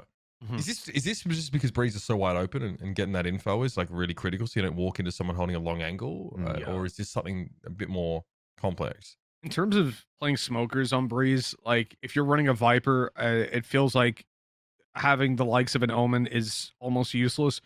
When you contrast how much value he's going to bring to the table, same for Brimstone, same for Astra, just because it's such an open map. It's very, very difficult to get full value out of them when you compare them to pretty much any other agent, especially if you sub in, like if you're running a Sova, why not run the Sova Sky, especially on such a big open map, especially when you're playing with Viper walls. It makes a lot of sense to play both of those agents. So I think we're not going to see as many of those Omen plays. What I would say about Yampi controller, for me, I'd rather see him back on the Sentinel. I really thought when he was playing your Killjoy, now coming into KO, Killjoy a little bit shaky. Maybe he doesn't like playing the Cypher, but even still, I preferred the look of him when he was playing on Killjoy, certainly over Jet and over Omen, really. And also, you know, Ryan, you've with the opening statement of you loved seeing Yampi on Omen. I hope you know there's going to be an article from Upcomer coming out in the next few days. George is going to blow a fucking gasket. Omen. Yeah. Do we know why he hates Omen so much, by the way? Is there like actually a good reason, or is it just like iconoclasm? Does he need a good reason? I don't know. I mean, yeah, I do agree with Mitchman though. Like a KO into the next patch, or even now with the alarm bot nerf and the turret nerf when you recall them, I think that kind of cripples a little bit of these mobile killjoys, especially on like Haven or something like that, where there's a lot of rotations going around. But if you do have maps like Split where they usually anchor up, kind of makes sense that you could still play a killjoy. But to get back onto your thing about the Breeze part, Mitch, I almost feel that lineup, or that lineup in general, when you have a Cypher, it's almost playing triple initiator, because you have now Sova and Sky that can get information on extremities, but you also have a Cypher that puts a camera up on mid side that gets information on mid. So because it's such an open map, getting information is going to be so important right now for this for the strats, that I feel that getting that double initiator in Cypher is going to be probably the norm at this point. Or you put a camera up on A and look through the textures. That's also an option. Yeah. Okay. Did Biggie find out that camera? Link, you've been put on notice. He wishes. It's like the Leonardo DiCaprio, like pointing me. Sat in the chair with his fucking whiskey. Like, I did that in CS. Shit. All right. We got one more team. We got one more team to talk about here. We talk about Ascend. They take on Big, and they beat them in the round of 16, and then they get a matchup against BDS. And I think you guys sort of mentioned it earlier. They absolutely fucked them. Yeah, it was BDSM on that server. Hey. I mean, CNED is 49-14 for that series. What the fuck? It's all right. No. I think I've done that in a few unrated games. Because 26-5 on Haven. It was a game for sure. It's crazy that it just happened to BDS, because BDS are not a bad team by any stretch, but we just didn't see them. Like there were a couple of gaps in play for like the first 5 rounds, but I overall think somebody mentioned this yesterday. It's like, how reliant do you think that the team is on CNED? And it's like, obviously he's performing well, and you take Ascend, if you take CNED off of Ascend, they're gonna feel it. But I also think it's a real testament to the backbone of that team. Like Bone Cold has come in as a great IGL. Keyless is just always consistent there. It's crazy that CNED is able to do this, but you have to say that the team allows him to, and they protect. And Zeke just playing off of CNED a lot of the time. It's just a match made in heaven overall. Like you've got this Nopenki backbone of Zeke, CNED, and the coach NBS, the Nopenki team that made it to First Strike. So there is talent there. And everybody else, they just sort of picked up from trials for a long period. You could tell that this team had a mission, and now they're finally found their feet. I mean, I love it. I think we mentioned that maybe like, you know, Zeke could bring some IGL capacity to this team, but it maybe is not even necessary right now. He just looks like he's able to frag out, play the Reyna, and just sort of dominate. It was teased that, there's a potential G2 versus Ascend matchup in the actual, in the main event itself, but that is that is obviously the last of our teams that made it through. We sort of wanted to discuss. I do want to talk a little bit about some of the predictions that went on going into this because, you know, caster cursing is generally a real thing, but caster cursing outside of the game is always quite impressive. Mitch, can you explain to me at least how your predictions ended up like this and how they ended up going so bad? I think someone asked me, who do you think is going to lose these games? And I was like, oh, cool. Oh, this is what we're going with on that one. No, it was none of your teams went through the upper bracket. Yeah. So listen, sometimes things don't go according to plan. And on this day, I took a small risk, which in my eyes was going for BDS. Sadly, everyone else fucked me as well. Alliance over Liquid wasn't a risk. No, not at all. Okay. Cool. Didn't know they were gonna fucking pick Breeze, so I didn't think it was. But yeah, it was upsetting. It was upsetting to say the least. And when you look at the situation that they ended up in, I'd like to say, what the fuck? That's about it's about all I could muster. Ex Alliance analyst predictions. Yeah, I mean, I love it. Rich is like, I can't believe they picked Breeze. I'm like, yeah, well, I guess you're on the outer now, big guy. Zesht did some like incantation and witchcraft and move his curse over to you. So yeah, amazing. We've had some shocking predictions on the show before, so it wouldn't be too bad. We had some fucking awful ones when it came to, I think, Challengers 2 finals. I'm not sure. Anyway, let's have a look at the main event bracket, right? Because we had closed qualifier, open qualifier before that, and here we are. And my God, we get a Team Liquid Fnatic matchup here again as well. We're going to be rehashing that rivalry that was, again, stoked, I think, in Reykjavik, safe to say. G2 versus FPX. Interesting. FPX obviously concerned us by struggling against Guild here, but I mean, our second round matchups, whichever way you slice it, this is sick. Yeah, I'm glad that we got here.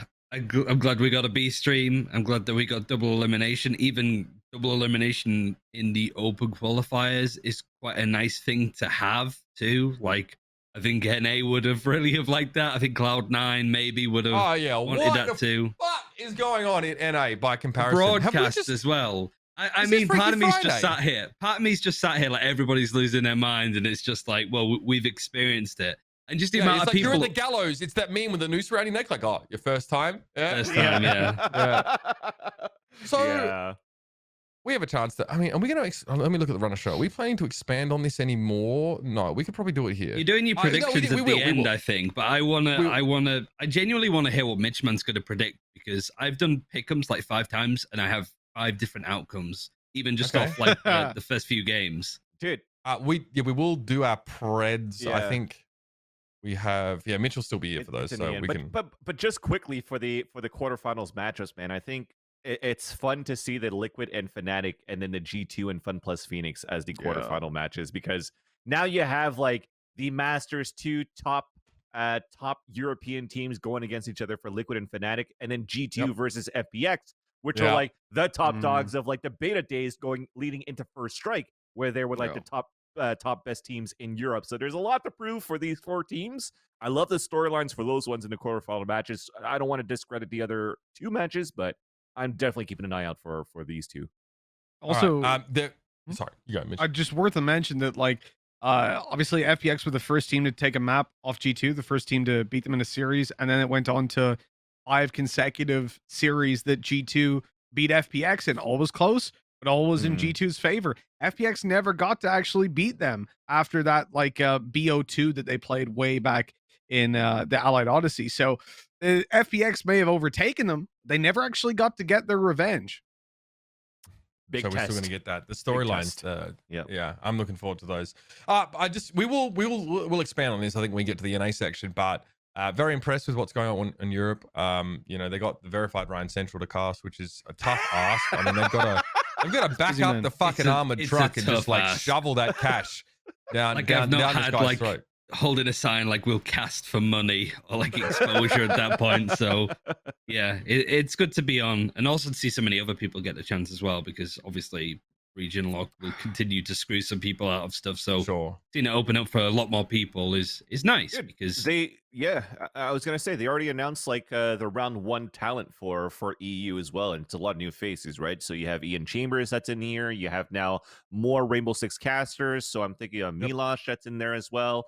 I think it's pretty cool to the opportunities that some up and coming casters and also established casters have a chance to do now in Europe too. Yeah, I also think we're just seeing the people starting to realize now. I don't know who. I think it's the example of the casters, but people are starting to appreciate observers now. Maybe it's because they're being named more. Maybe it's because of like casters actually advocating for them publicly. I think that's more likely. Yep. Like there are like I have a theory. It's because it was shit for so long that people finally took notice that, oh wow, when there's an okay observer, it's whatever. But when like some dude's flicking to third person as a guy on backside gets a 4K in the third person angle, doesn't even include that 1v4 fight. Yeah. It was Chihuahua on backside ascent. I'll headbutt whoever did that. But that was when people started to go, oh shit, observers really make a fucking difference because this is bad. So now they got some love because people are like, hey, I can see what's happening. Let's go. I also think it is rich that community members who just didn't know any of the observers and never cared now are like, really caring. I mean, it's great. I think it's good. It's another way of showcasing talent. I think observers are talented. There's no doubt about it. So 100%. good on them. And nice to see them getting involved. It's also nice to see them sort of getting packaged in with casters and being, part of that sort of product. First of all, we can't do it. No, trust me, casters. You can't observe a cast. It doesn't happen. I did it. It didn't work, but I still had to do it for a long time. It didn't work, but they made me do it. So it's great to have them involved. And good luck to the rest of them. Also, hopefully we get more people that, get interested in observing now, realizing that people aren't just going to shit on you in chat and not know your name. So yeah, and RyanCentral's in there as well. So nice birthday present to be in week 1 of the returning talent. There we go. He's on tomorrow. Expected. Yeah, very good. I'll bring the cake, Ryan. Me and Zesh casted the qualifying games on Thursday, so that's I'm not pooping my pants at that. But yeah, it's just nice to get good games as well. No offense to CGN that picked up this team, but stage 2 with CE Colin making it just they went on a hell of a run, but they also had a bit of a weird bracket, and there's no real competition, and then they just get absolutely boomed by Liquid. So I think we've had a lot of situations where a team has sneaked their way in. I don't necessarily think that Rick's GG is particularly that, because we got to see them prove that they deserve that spot, right? Over good competition with Team Finest, who were on an absolute tear this tournament. So it's a shame it took this long overall, but finally it seems that EU have got a nice formula, and we see, because they said early on that they wanted to experiment, and now we're starting to see that bear fruit, as opposed to the fucking 5 members of talent in stage 1 that worked all day, basically. That was fun. Yeah, nice to see that expanding. Like I said, if you're a community member that's only recently become aware of observers, I definitely encourage you to keep supporting them. Probably no need to try and shame people that don't know who the observers are necessarily. I've seen I'm seeing virtue signaling from community members in that regard. Guys, it's okay. We know us casters and observers, we're definitely on each other's side. We always have been. We don't need to shout out observers more. I think that they're, that's in a good place. They're working. They don't want they appreciate being recognized, but they also just want to get down to the job as well. So we don't need to go too crazy. I just want to preach some moderation here. Since Ryan became verified, he now charges by the minute. So we've run out of money. Can't pay him anymore. We're going to go to a break.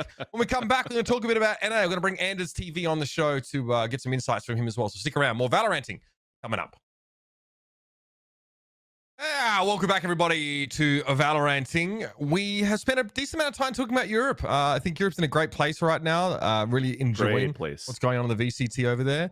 NA, a little bit of a different story. For multiple reasons, the scene is a bit confusing right now, and the broadcast package has been also a little bit mystifying. But we'll get onto that. First of all, I want to welcome to the show. He's the head coach from Thomas College Esports, more importantly, head coach of Virtuoso, who are an unsigned team, but looked incredibly good through the VCT so far. I want to welcome Anders to the show. Thanks for joining us, buddy.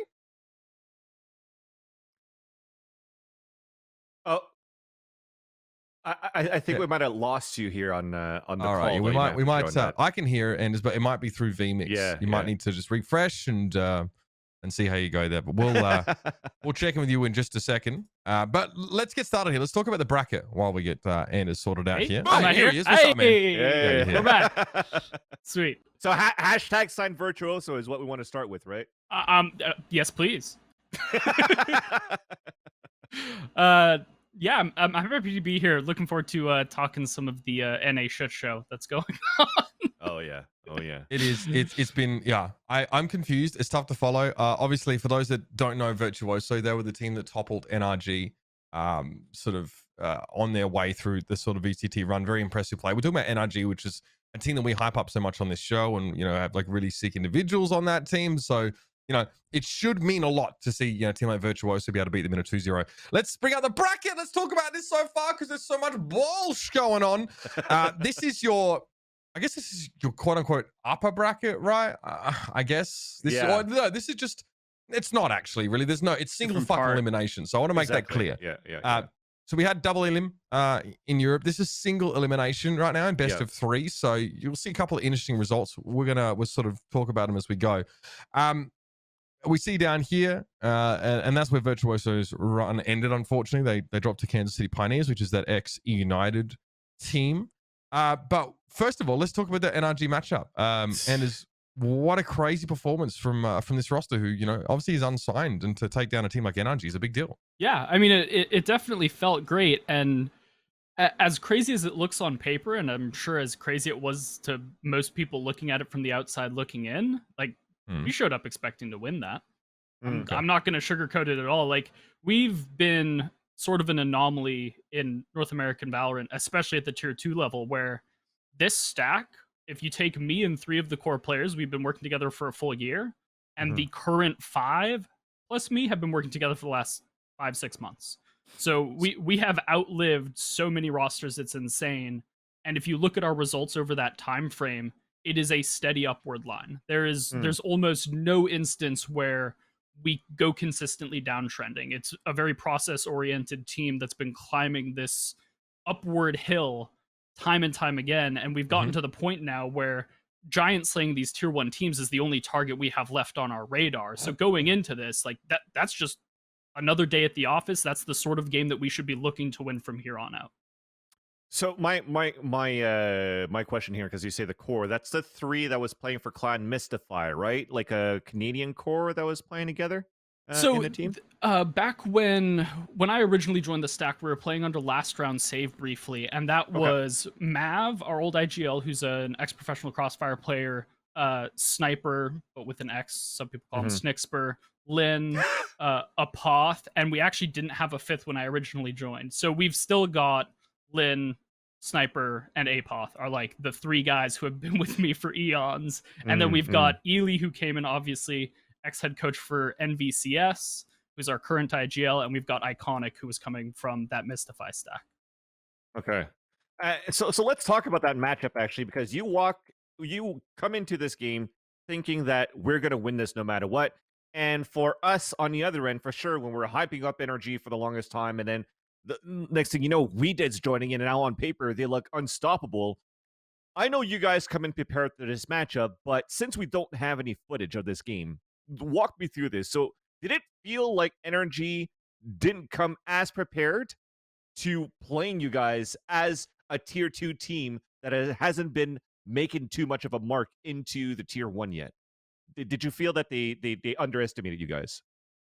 I think that in some senses, yes, it was definitely an underestimation of us. I think that, especially based off of like the couple of times that we've scrimmed them, I mean, they've blown us out. I'm not gonna sugarcoat that, not gonna lie about it. Like, they have slapped us pretty convincingly, but we're also a team that learns from losing. If you beat us once, you should be afraid of us every time after that, because we're gonna come back knowing how to deal with you. And I think that them, and really any tier 1 team that would have had to have dealt with us in this bracket, is going to be at an inherent disadvantage compared to the tier 2 teams, believe it or not, because the approach that we bring is not something people practice against. We are very much so like a meta-defining off-meta team. So if you haven't played us before on a map and haven't reviewed us extensively, you're going to have no idea what the hell we're doing. Gotcha. Okay. Absolutely paid off in that series. I want to talk a bit more about the round of 32, I guess, more broadly here, because we get this matchup between Dark Zero and FaZe Clan. Now, Dark Zero, maybe people aren't familiar with the org name, but this is like the DHBK roster plus Cola, who was on IMT? Was he on Gen G for a bit? I'm not even sure. So, needless to say, plenty of talent on this roster. Really competitive first map. Can't say the same about Haven. But let's talk a little bit through this here. As you know, many of us expect FaZe with that change of Baby J now coming in for Marv. Zachary moves to the to the Omen. Yeah. We're expecting this team to do all right at least. Yeah, this was something that was it wasn't surprising for me. I think Baby J maybe, because I always recalled maybe Baby J playing more of a jet role, because I think he was like a really aggressive type of player that grinds a lot in that duelist role. But to see this roster come together, to see Zachary play into an Omen, I think it kind of makes sense too, because he already played Omen, for example, on Icebox. He started to get away a bit at some point when they had the breach comp on Haven. So then to see Baby J come in as a Cypher then, and to keep Zachary permanently on Omen, I wasn't against it, because Baby J actually looked pretty decent. His numbers didn't look too high on the matchup on Ascent, but he did such a great job of lurking into the maps to create openings actually for FaZe Clan to be able to exec into the site for Ascent. Overall, though, even though the first map was like an overtime win for Dark Zero, I feel that it should have been an easier win for Dark Zero Esports, because they actually looked a lot more dominant. I think they threw a couple of rounds away out the window. More notably, I think there was like a 2 versus 2 that was played, and they had a crossfire set up on Hell and Pulse Plant for Dark Zero, and they decided to walk out of Hell. They walked out of Hell to fight the guys on Heaven, and it just got picked off because now you had verticality and an advantage for FaZe, and then they got the kills, and then FaZe won that round. But overall, I'm a little bit disappointed in FaZe, to be honest with you, because when the coach said that, Trippy said, "Hey, I can't wait to show you guys what we have cooked up into this matchup," but to see that they were underperforming against a team like Dark Zero Esports, then they got a lot more work to do. I mean, they do in 12 rounds in a row on Haven, which is great. But this is, by and large, not a series that they really have any business losing. Mm-hmm. We see Baby Bay, actually, interesting enough. In the past, it was Corey playing a bunch of the Rays, and Baby Bay just only jet all the time. Obviously, Icebox, we see Baby Bay on the Rays there. Look, they look decent, but I don't really understand what this FaZe Clan's trying to do, right? It's been a while since they were like the full Schmieg kind of team. Yep. They've definitely... I hate to say this. No, I don't wish they would go back to that. No, but it seems like they've gone in the other direction now as well. Like sometimes their uncertainty. I wonder what their calling structure looks like now without Marv. Marv seemed like one of the most dependable and solid components of this team, right? Mm-hmm. Baby J looks great coming in and playing the Sentinel and the Sage here. Definitely doesn't feel the same. I really wonder what the next evolution of this FaZe roster is, like what their characteristics are going to be, or how they're going to edge out top teams and recarve their spot back out at the top. I'm a little confused by the trajectory of this team over the last 3 months. I'm not sure if this is like a super hot take or not, but after losing Marv, I have very, very low expectations for FaZe. Like, again, I don't know if this is like me being insane, but I thought Marv was the head and shoulders best player on that team, and that the structure he brought to it was pretty much mandatory to their success. They did find that window where they basically stole away some success using their full Smeeg, whatever. But like that wasn't a sustainable tactic. Just holding W with like a heavily supported dive comp is not going to net you dividends over a prolonged period of time once people expect you coming that way. And now that they don't have sort of the cerebral mind to back any other contingency plans, like where do they go from here? Yeah, I wonder how Baby J is supposed to fill that void. As dumb as half the shit that comes out of Marv's mouth is on Twitter, and it is fucking dumb. That is about as zoomer as you can get. He definitely looked like he was, pretty central to FaZe being able to actually find some way to moderate their aggression and get some really good results. Yeah. Can we talk about... Obviously, we don't get to see all these matches, right? So we have to draw a bunch of inferences from, just seeing scoreboards and stuff. What the fuck I don't want to talk about TSM. it. Man. What the fuck? No, we do. Fucking We have sad. to. What the fuck are TSM doing? What is going on here? Oh man. You know, like they made a bunch of. They're making. They did make. They are currently making. So Bang is super hyped up to join this team, right? Really, you know, we're talking about. Okay, yeah, he's a Zoomer. You know, young, gifted talent gets picked up.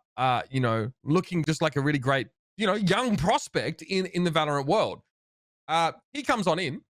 And this TSM team, you know, loses to Noble, who the only name I recognize on that roster is Payan. Was he on Ghost at some point? I think I'm not even sure. I don't know much about this Noble roster at all. But Payan, I think it was the Echo 7 BBG era.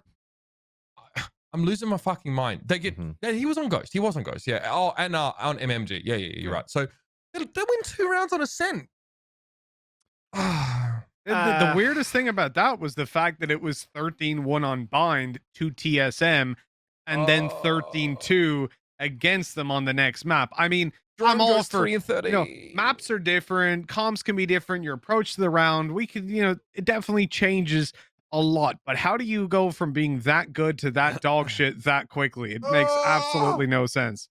Dude, this for me is so I don't know if you guys watch a little bit of Sean Garris' stream, but I do agree with what he's saying too. It's like they picked up a great player and Bang. I think Hayes talked about it too in their TSM interviews, saying how they needed somebody a little bit more aggressive that's going to fit more in that play style that Brax didn't bring in, although he's a really good player. But the thing is, they brought in Bang to play a duelist. So you look at this roster now for TSM. It's 4 duelists and Hayes right now as a controller. And you think that maybe now that, you know, because you have fragging power on paper, you have great ability to shoot. But then now you're taking the roles away from duelists where you can't be as aggressive as, for example, if Drone has to play a Sova, he has to stay back, which means they kind of lose in that firepower at the same time. So why would you bring another duelist? Because it doesn't really fix the main issue that was happening in the first place, in terms of like what type of chemistry needs to come out of TSM for them to actually start winning. And I've said it multiple times, and it's nothing against Wardell's skills either, but I think it's more if you want to try to work that play style for TSM to be a little bit less aggressive, maybe not give Wardell an op too many times on the attacker side. I think now when we talk about expanding your duelist or expanding your agent pool, you want to start seeing them play different agents. Actually, this brings it back to what Chet was saying too. This rings a bell because Chet was also mentioning in that interview that he wants his players to deepen their agent pool at the same time. So what I do like about this too is that maybe we didn't see this into this event, but later on with Chet coming into the team and whoever their new 5th is, as Drone just got dropped, then we will see maybe a different type of agent play from TSM as well. So I'm still on that hopium. They're basically not playing a Sky as well, right? Like Sabrosa barely ever pulls it out. I think if you're in that state where like it's an occasional pick for you in this meta, you're fucking trolling. Like Sky is just so strong, especially when you're talking about it being like a 4 duelist team. Well, then use Sky. You can basically use her as a duelist in current form. Now with the changes to initiators, Bang was a he decent did play her too. on Bind, right? Yeah, he did play her. I think he did. But he doesn't play it much.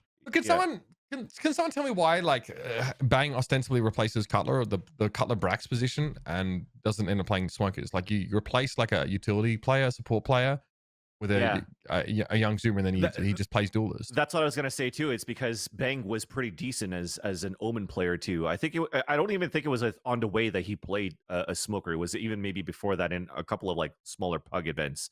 But I think it goes back to what Hayes was explaining, where he's an aggressive player, maybe a young talented fragger that has a lot of potential, and they want to try to activate that right away. So to support him, maybe he's gonna be the next star player for TSM, and a cast around of the Wardell, Sabrosa, X-Drone now in Hayes is the supporting cast around Bang. So that's why you want him on a duelist, and then you see Sabrosa play more into that smoke / Sky, and also Hayes staying as a Sentinel, and Drone trying to stay as Sova. So I don't know. It's still a question mark. So now they announced they're benching Drone. Yeah. So why? What are they looking for? A Sova. And was it like they want so they want a dedicated Sova player, is what you're saying? Yeah, that's what I'm thinking. At this point, I could only think about what and Anders, I'm sure you know a couple more as well, but I'm thinking here, Danny, B-Dog, and who else? I think that's it for now. I think I had a third player before, but at least those two come up to mind right away. Yeah. Danny would probably be top of my list if I was in their situation, but I'm gonna be straight with you. I think dropping drone was kind of cap. I think it's pretty far on the troll scale. I think that dropping Cutler was pretty far on the troll scale. I think that the direction the team is going, at least from my perspective, if I was running that operation, I would be going so many different directions, it's not even funny. I can't see a cohesive direction in that setup right now. It genuinely seems non-existent. I don't see how you make it work. Actually, yeah, Critical was the other one. Thank you, for mentioning that. Makes sense. That makes a lot of sense. Yeah, it's just an odd decision, obviously, because it's not one-to-one replacements. When I guess Drone is told you would probably need to place over because we take Cutler out and we put Bang in, and that's not like those two are not allegories for each other as players. And I wonder how Drone's feeling about that as the kind of player that reminded me at sometimes of Sick, on this team. Like he would flex into playing like a Phoenix, on Ascent, for example, in some maps, and then he would also be able to play more supportive stuff. His role, and I guess the expectations around it, seems to have changed so much. The team's annoying me right now. I'm annoyed with TSM. I don't really know what they're doing. Drone's gonna be able to find a team no matter what. I think at this point we could at least be confident with that. But is it gonna be a top team that's gonna be performing from the get-go? That's where my question mark is going to be, because Kohler at that point, for me, for example, has a lot of potential, but it took him a while until he finally made it into Dark Zero, where they're starting to find some limelight. But you look at that roster, it's not like technically an all-star roster. It's the Habakakalus, which I mispronounced for another week. What? But Cookie at least it got Cookie Claws. Yeah, Vance sorry, just have a stroke. What was that? It got picked up by Yes. Yeah, forget what I'm saying, but at least they made it. So like that Monty, I think it's like the Monty Python. What was it? And someone's playing the piano and he just speaks really fast. When he says, "Hey everybody, I jerked off before this." Okay. My tiny little nipples went to France. I'm so lost. I am looking forward to where Drone is going to go. I think potentially, if it's not going to be an assigned team right now that's maybe in the tier 2 or upcoming team, I would hope to see Drone in Player One's project team, because Player One's been announcing something that's coming on the 18th. And I think the 18th is when the Challengers 2 is starting. So I think it's going to be a roster that he joins or has made, and hopefully Drone is going to be part of that. I'll have to have registered already. TSM. Right? Sorry? Why? I was gonna say, I think it locked up in 24 hours. There were some of the, I remember seeing some of the tier 2 coaches being like, no way did Challengers 2 fill in just a day, because they're already locked out. My guys were the 5th team registered. We're good. I'm on top of it. But I mean, that is some scary stuff to be a team manager in a position where it's like, oh, you just got locked out in 24 hours. Wow. Sorry. Yeah. Okay. Let's crack on. Let's talk about this. Let's talk about this Sentinel Sonics game because it starts off really well for the Sonics team, who, I mean, moved to, and I think we're in fucking Pennsylvania at the moment. They get a big victory over Renegades. I was alerted to this match by Strong Legs with a bit of a sad tweet. Close series. They go up against Sentinels, and their first map is Icebox, and they kind of give it to them. They look pretty bloody good. Yeah. And I think Plix tweets, "Job's not done" or whatever after that, and then Sentinels, well, they bounce back after this map quite easily too. I do have to commend those Sonics for being able to put up a really good fight on this map. It looked very dominant for the Sonics throughout the first half of the half.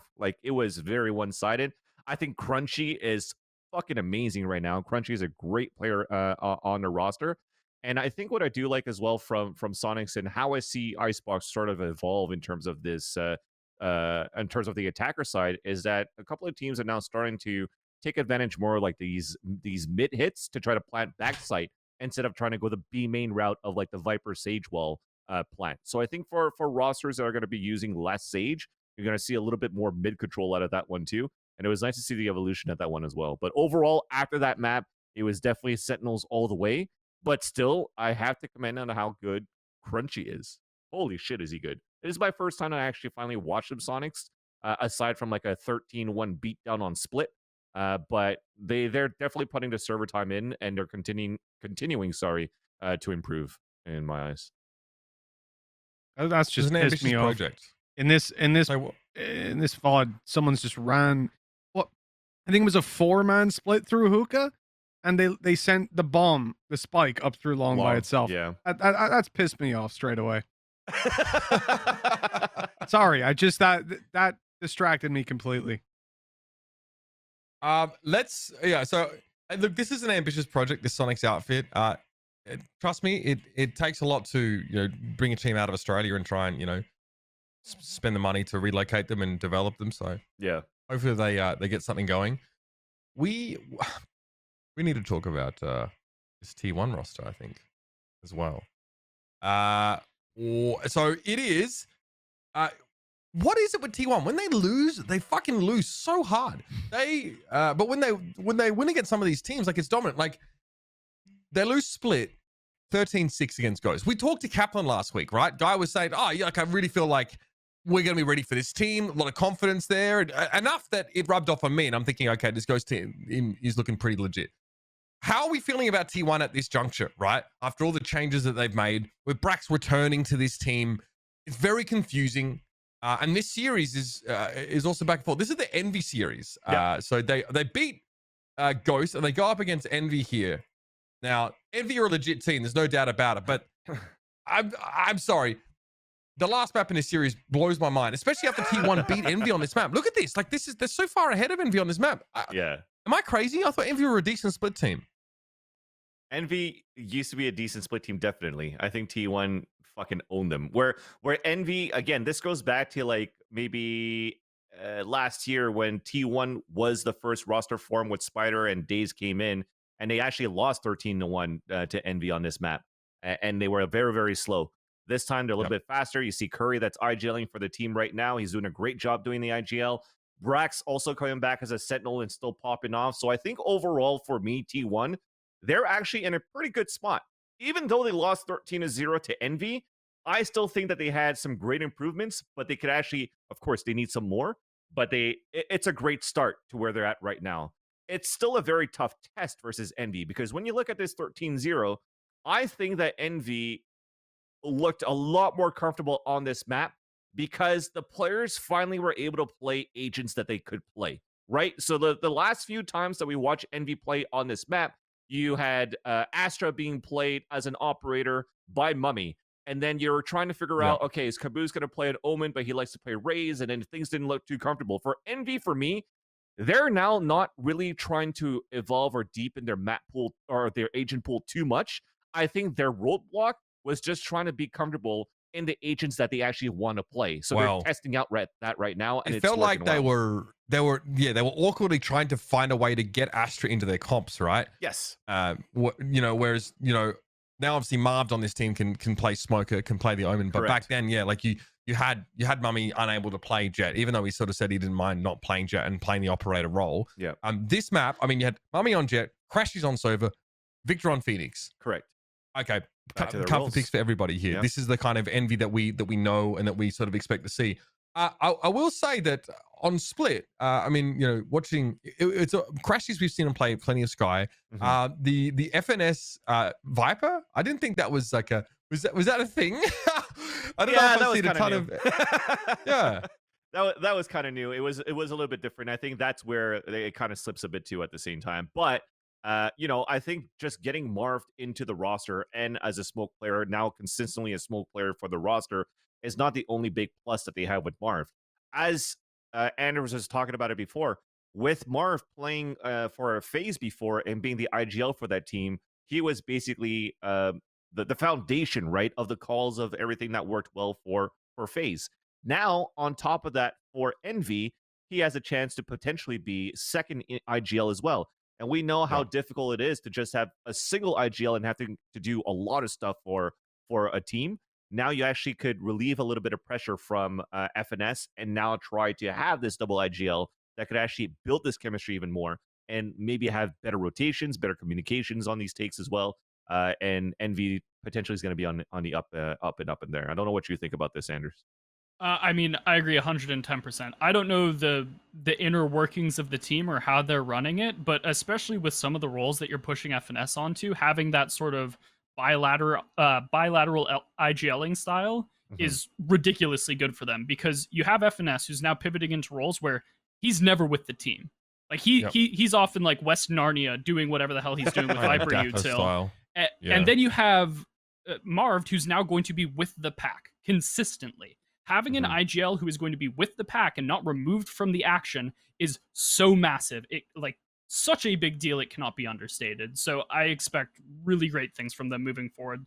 This is not their best look I've ever seen, but based off of how recently Marv hopped into their stack, I have almost no bounds on their current trajectory. Like, I think they can go to the moon. Okay. How do we feel about Dawn for T1? Did we really learn anything about this new addition from T1 Academy? Or are we still in inconclusive territory? Inconclusive for me. He was not bad. I think overall, like he looked pretty good for whatever T1 was able to bring to the table. I don't think it was a bad choice to have him move up here from the Academy team, and I think he slots in quite well for T1's playstyle right now. Yeah, a 13-0 is a big question mark of what the hell happened in that match, but look at how they played on that first map on Split, and even Bind, they actually had to make a comeback, I think, at some point in that second map, if I'm not mistaken, and it's been looking pretty good. I'm not against Dawn in this roster. All right, so we'll keep tracking this team as they develop. I was really excited about XSET coming into this sort of qualifier, especially with the announcement of Zekin on this team, right? I think he's was a pretty hyped up individual. Again, we talked about last week. I was like, I have no idea who this guy is. He came from a team that I'm not really familiar with, as someone who barely gets to scratch the surface sometimes. They got up against Dark Zero, of course, who dealt with FaZe. This ends up being a 3-map affair as well. We get to see. I see map 1. I get to check that one out, and that's when Zekin's sort of popping off a little bit here on the on the Rays. I was quite impressed. Go ahead, Anders. I'll let you start. Yeah, so Zekin is like, I'm stealing someone else's description of him, but he won the public opinion poll of like the next upcoming Zoomer star in all of Valorant esports. Like this guy's stonks in the tier 2 ecosystem are higher than anyone else. Like the reputation he has is ridiculous. He was one of the highest performing Sovas in the scene consistently at the tier 2 level. And I think the thing that was most interesting for me moving into these XSET games is the fact that they just don't have him on Sova at all.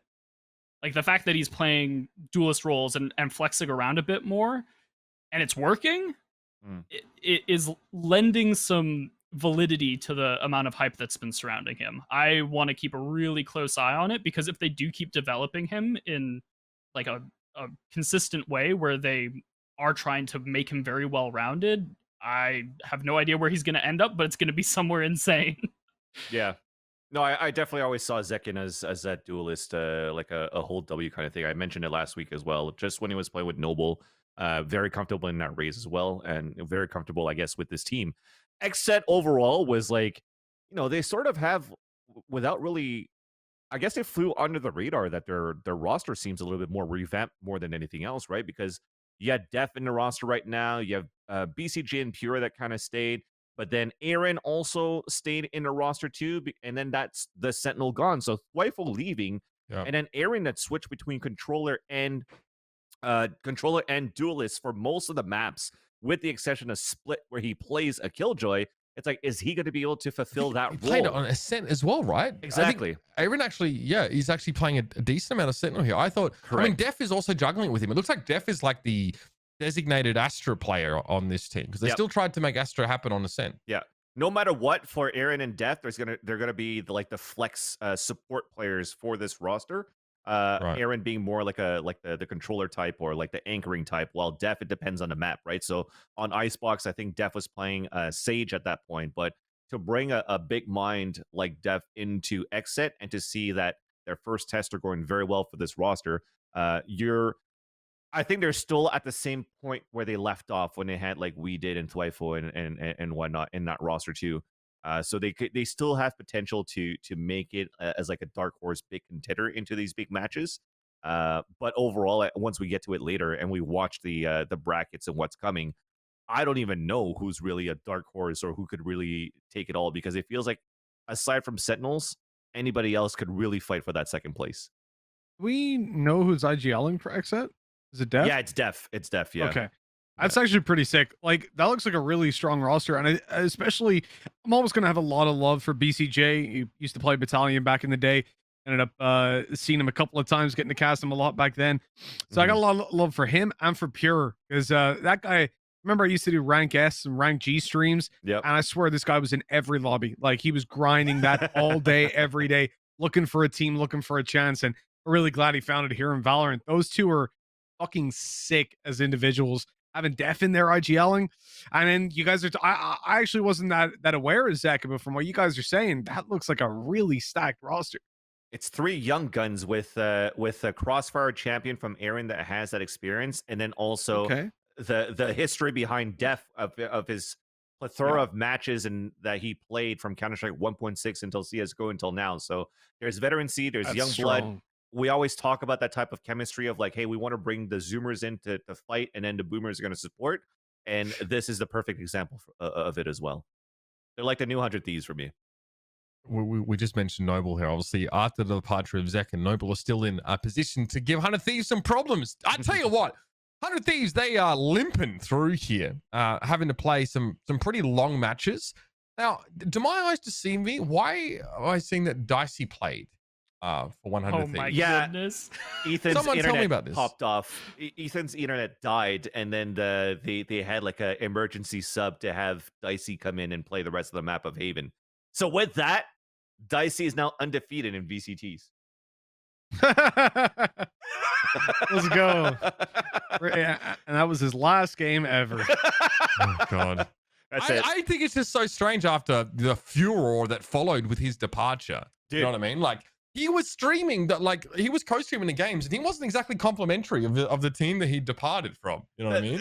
Well, that's the thing, because the worst part is that on the third map, on Ascent, 100 Thieves were losing, right? It was like 8-4 or something like that in the half, or I can't remember exactly the scoreline, but they were losing in the matchup, and then finally in the second half, 100 Thieves like kind of like ran away with it.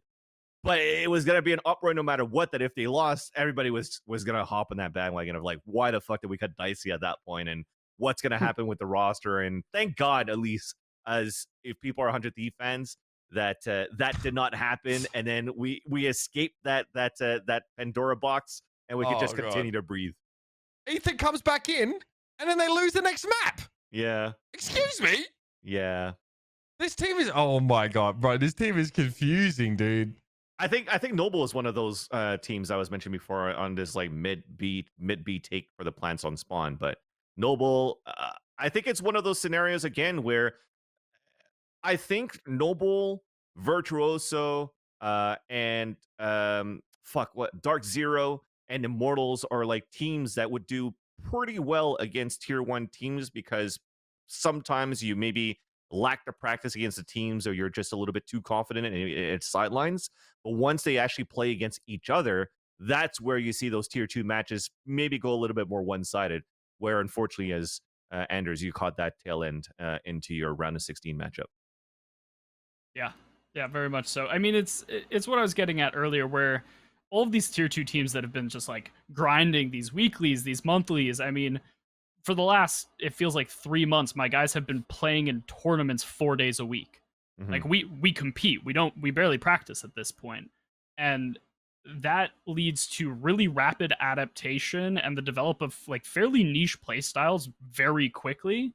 And if you throw that sort of stuff at these tier 1 teams, I mean, they're not in a lot of our scrim groups. They're not playing these weeklies or monthlies, and they're probably not spending time watching VODs of our events either. We're not even on their radar. And so you throw us into matches against them. It's like, good luck. You don't know how we play. Have fun. Yeah. Hiko said that like Noble, how is it? It's crazy this is still happening, but he said like Noble put us in a bunch of situations that we'd never been in before. Yeah. You know what I mean? that should really tell you a lot of just like how the game is still changing constantly. If you have a veteran team and a veteran player saying that we have no fucking idea what we were dealing with. Now, there's a charitable interpretation of this, saying that Noble are really reinventing the way to play. The uncharitable interpretation of this is that 100 Thieves, were unprepared for what may come, regardless of whether it was from Noble or another team. Yeah. Obviously, Ascent is the third map in this series, and they end up winning it. Arsena has another great map on the Phoenix here, but I think for 100 Thieves fans, like, it's a little bit hard to have any degree of confidence in a team that was, I don't know, kind of promised the world when they entered this scene. I mean, once we get into looking at the brackets, right? This is why I say it could be anybody really at that second place, because I still believe Sentinels to be that dominant team. But at this point right now in patch 3.0, we're playing pretty much a brand new game because of the money system's been totally revamped, with the guns costing less, the abilities costing more, having less abilities going on into your ecos. The eco rounds are being played differently. I see ecos now being played like it's if it was Counter-Strike, where you have 4-player stacks and you gamble on that and you try to play exits. So you're starting to see that shift a lot more, and it goes into a point where when a team starts running away with the momentum on MR12, then it gets very hard to catch up. So you're already changing the way the game is played now in 3.0. And then in 2 weeks, it's going to be with KO on top of that. So your agent pool is going to change at the same time too.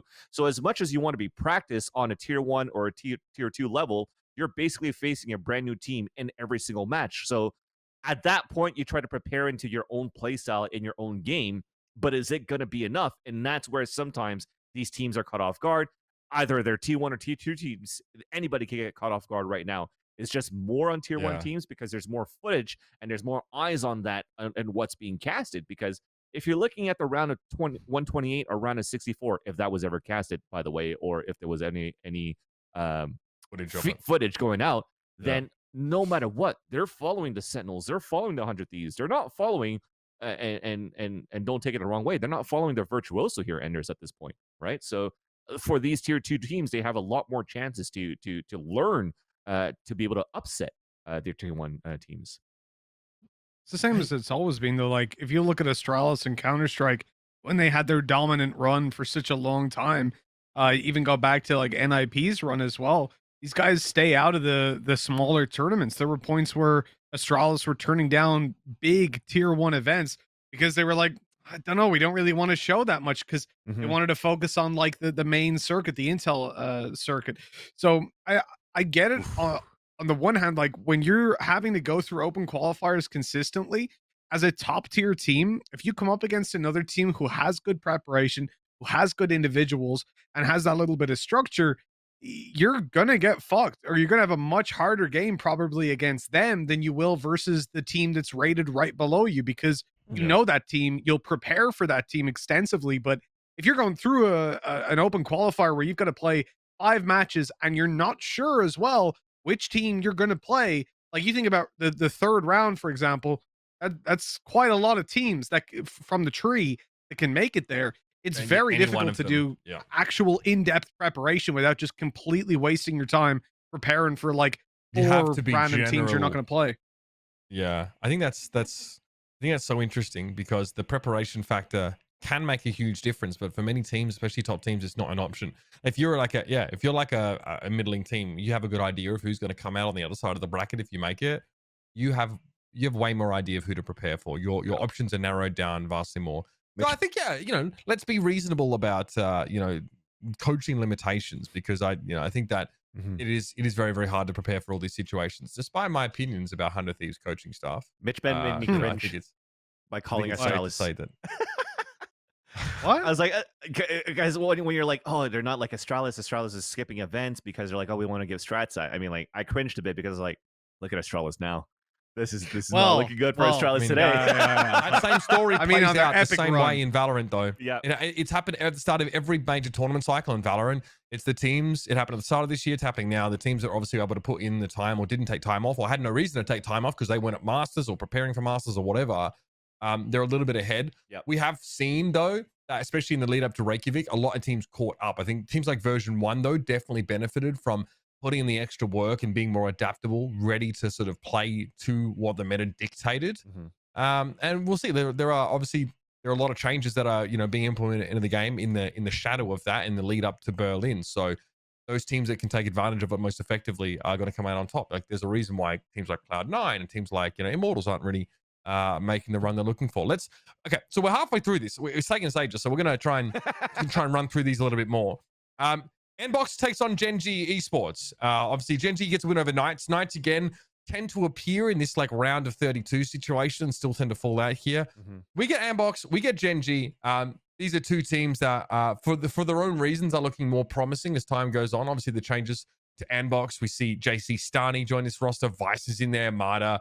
And on the side of Gen.G, you know what I mean? Nature's on that team. Kuster obviously is a much less recent addition, but high hopes for a close series here, and we don't really get it. I mean, Nbox win a hard fought Icebox, but outside of that, they look pretty lackluster across this series. With JC Stani or no. Yeah, I think this is new though, Anders. I'll start a bit and I'll give it to you. I think this is super nice to see some Gen.G footage though, because even in the rounds of 32, it's like, what the fuck comp were they using? Right, so you had Michael playing like a Viper on Breeze, but you had GMD playing Brimstone when we were literally saying smokes are not that great on a map like Breeze, and like an Omen or an Astra or Brim doesn't work out too well. But Brim was pretty decently for Kohler on that map. I think he was lurking a lot on this mid side. The Viper wall was going to help for Sean to be able to flash through and execute on the A site. Sean was playing a Sky like he was playing the Duelist, so really utilizing that buff that Sky got into his favor, and then Nature playing, being the IGL and also playing a Cypher on that map. That's where we start seeing like that information play by not having a Sova in that lineup, but still able to garnish information because they have a Cypher to watch that mid side. So I think it looked pretty good in the end. Was garnish not a good word? No, so casters lately in Valorant are using the word garner a lot. Oh, talking about garnering information, garnering site presence. I just love that you said garnish. Oh shit! Yeah. I mean, even garner is being used incorrectly in some cases, but yeah, no, not the right word there, Van. Sorry, man. Oh man, well, getting information. That's 3 languages, man. Cut me some fucking slack. No, no, you're fine. You're honestly fine. But yeah, Anders, I'll let you continue. I think what the agent composition was like, kind of like out of midfield, out of left field. Sorry, well, all my fucking metaphors are shit. But it's okay. It's okay. I'll rescue you. I'll rescue you. I'll take it over. Yeah. I mean, this comp was definitely on the weirder side. Yeah. I don't hate double controller on Breeze. I feel like it's a lot better than most people give it credit for right now, and I think that comes from a lot of personal experience and hardship, to put it flatly. Yeah. My team's been running Viper for eons. Like, we were known for a long time as like the Viper team in tier 2. That was just how people knew us.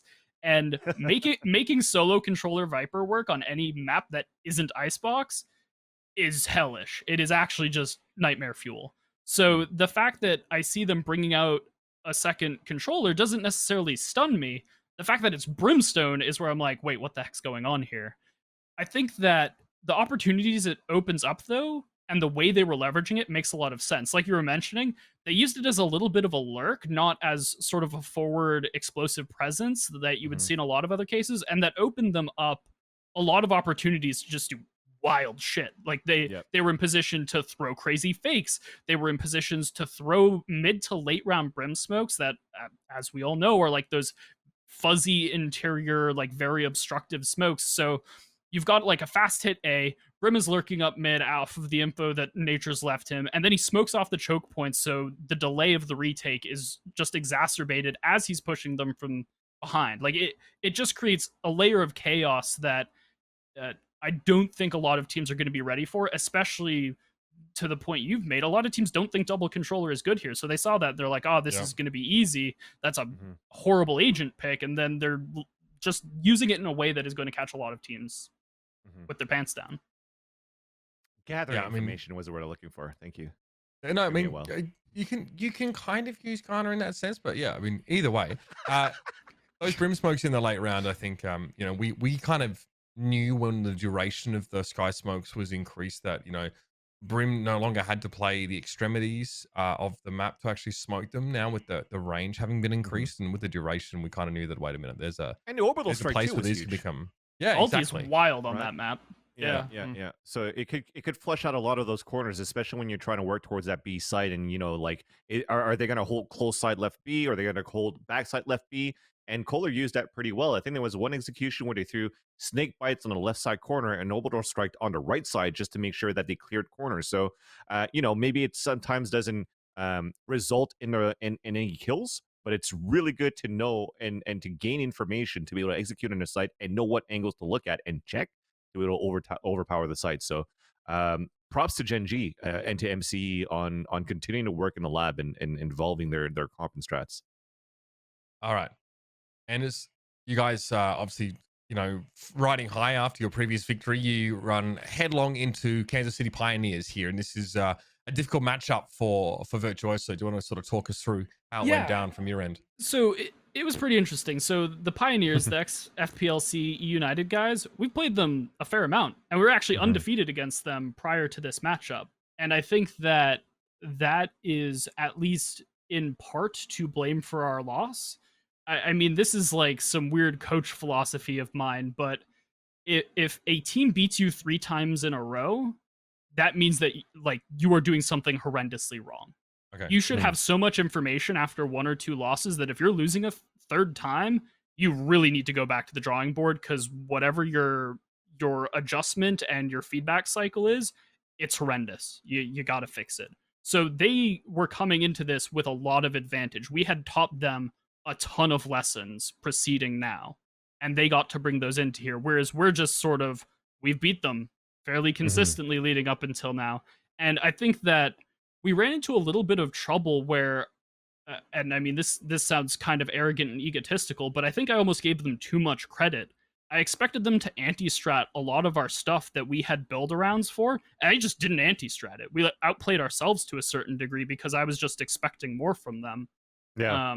But I mean, that's not to take away anything. I think that the way that they played was better than we've ever seen them by a very significant amount. I mean, they've made roster changes since the last time we played them in a full BO3. We've beaten them recently in a BO1 on Icebox, but we didn't get to that map. As far as their performance in a BO3, like, they were actually pretty damn scary. Like, them going into the main event, I have pretty high expectations if they show up the way they showed up against us, because it was damn good. We've played tier 1 teams that don't hold a candle to the way that they played. So, dude, there's something about Vipers and Binds, first off being mixed well for G2, and this time Odorous for KCP on this map. Like, he was getting like really good entries as a Viper on attacker side, which was quite surprising for me too. Scourge for me didn't really get amount to many kills, but the way that he used his utility and also his ult to gain information of where those players were, so that the rest of the teams could kind of go in with that raise satchel charge, definitely did help for KCP. But I wanted to take a step back into that previous map, because when we looked at your lineup here, Anders, for Virtuoso, you actually didn't even run any duelist, if I'm not mistaken, right? So you went with no duelist, a lot of utility, a lot of stopping utility as well, where I thought that maybe after a 10-2 half that you struggled on the attack, it'd be a way easier defense. And what kind of happened there on that defense side versus KCP? So on the, I mean, it was what, an 11-1 first half? Yeah, something like that. It was an 11-1. It was an 11-1 first half. We literally just couldn't get going. Like, our attacks, with that composition, the no duelist setup, it's kind of one of the things we're more known for nowadays. We're completely in our comfort zone if we get 3 rounds on attack. That might sound insane, but like 3 is enough for us. We've won those matches. I think we've backswung 10-2s before on multiple occasions. More recently, we've gotten really good at converting attack rounds. I mean, I think versus NRG on the map, we 6-6'd them on attack. And at that point, I mean, like, we're just coasting. We're not worried at all on that map. But versus the Pioneers, we literally just couldn't get past square one. We assumed they were going to anti-strat our pistol, made an adjustment there that kind of shot ourselves in the foot. We ended up losing our first op force up, which was brutal in terms of econ for that half.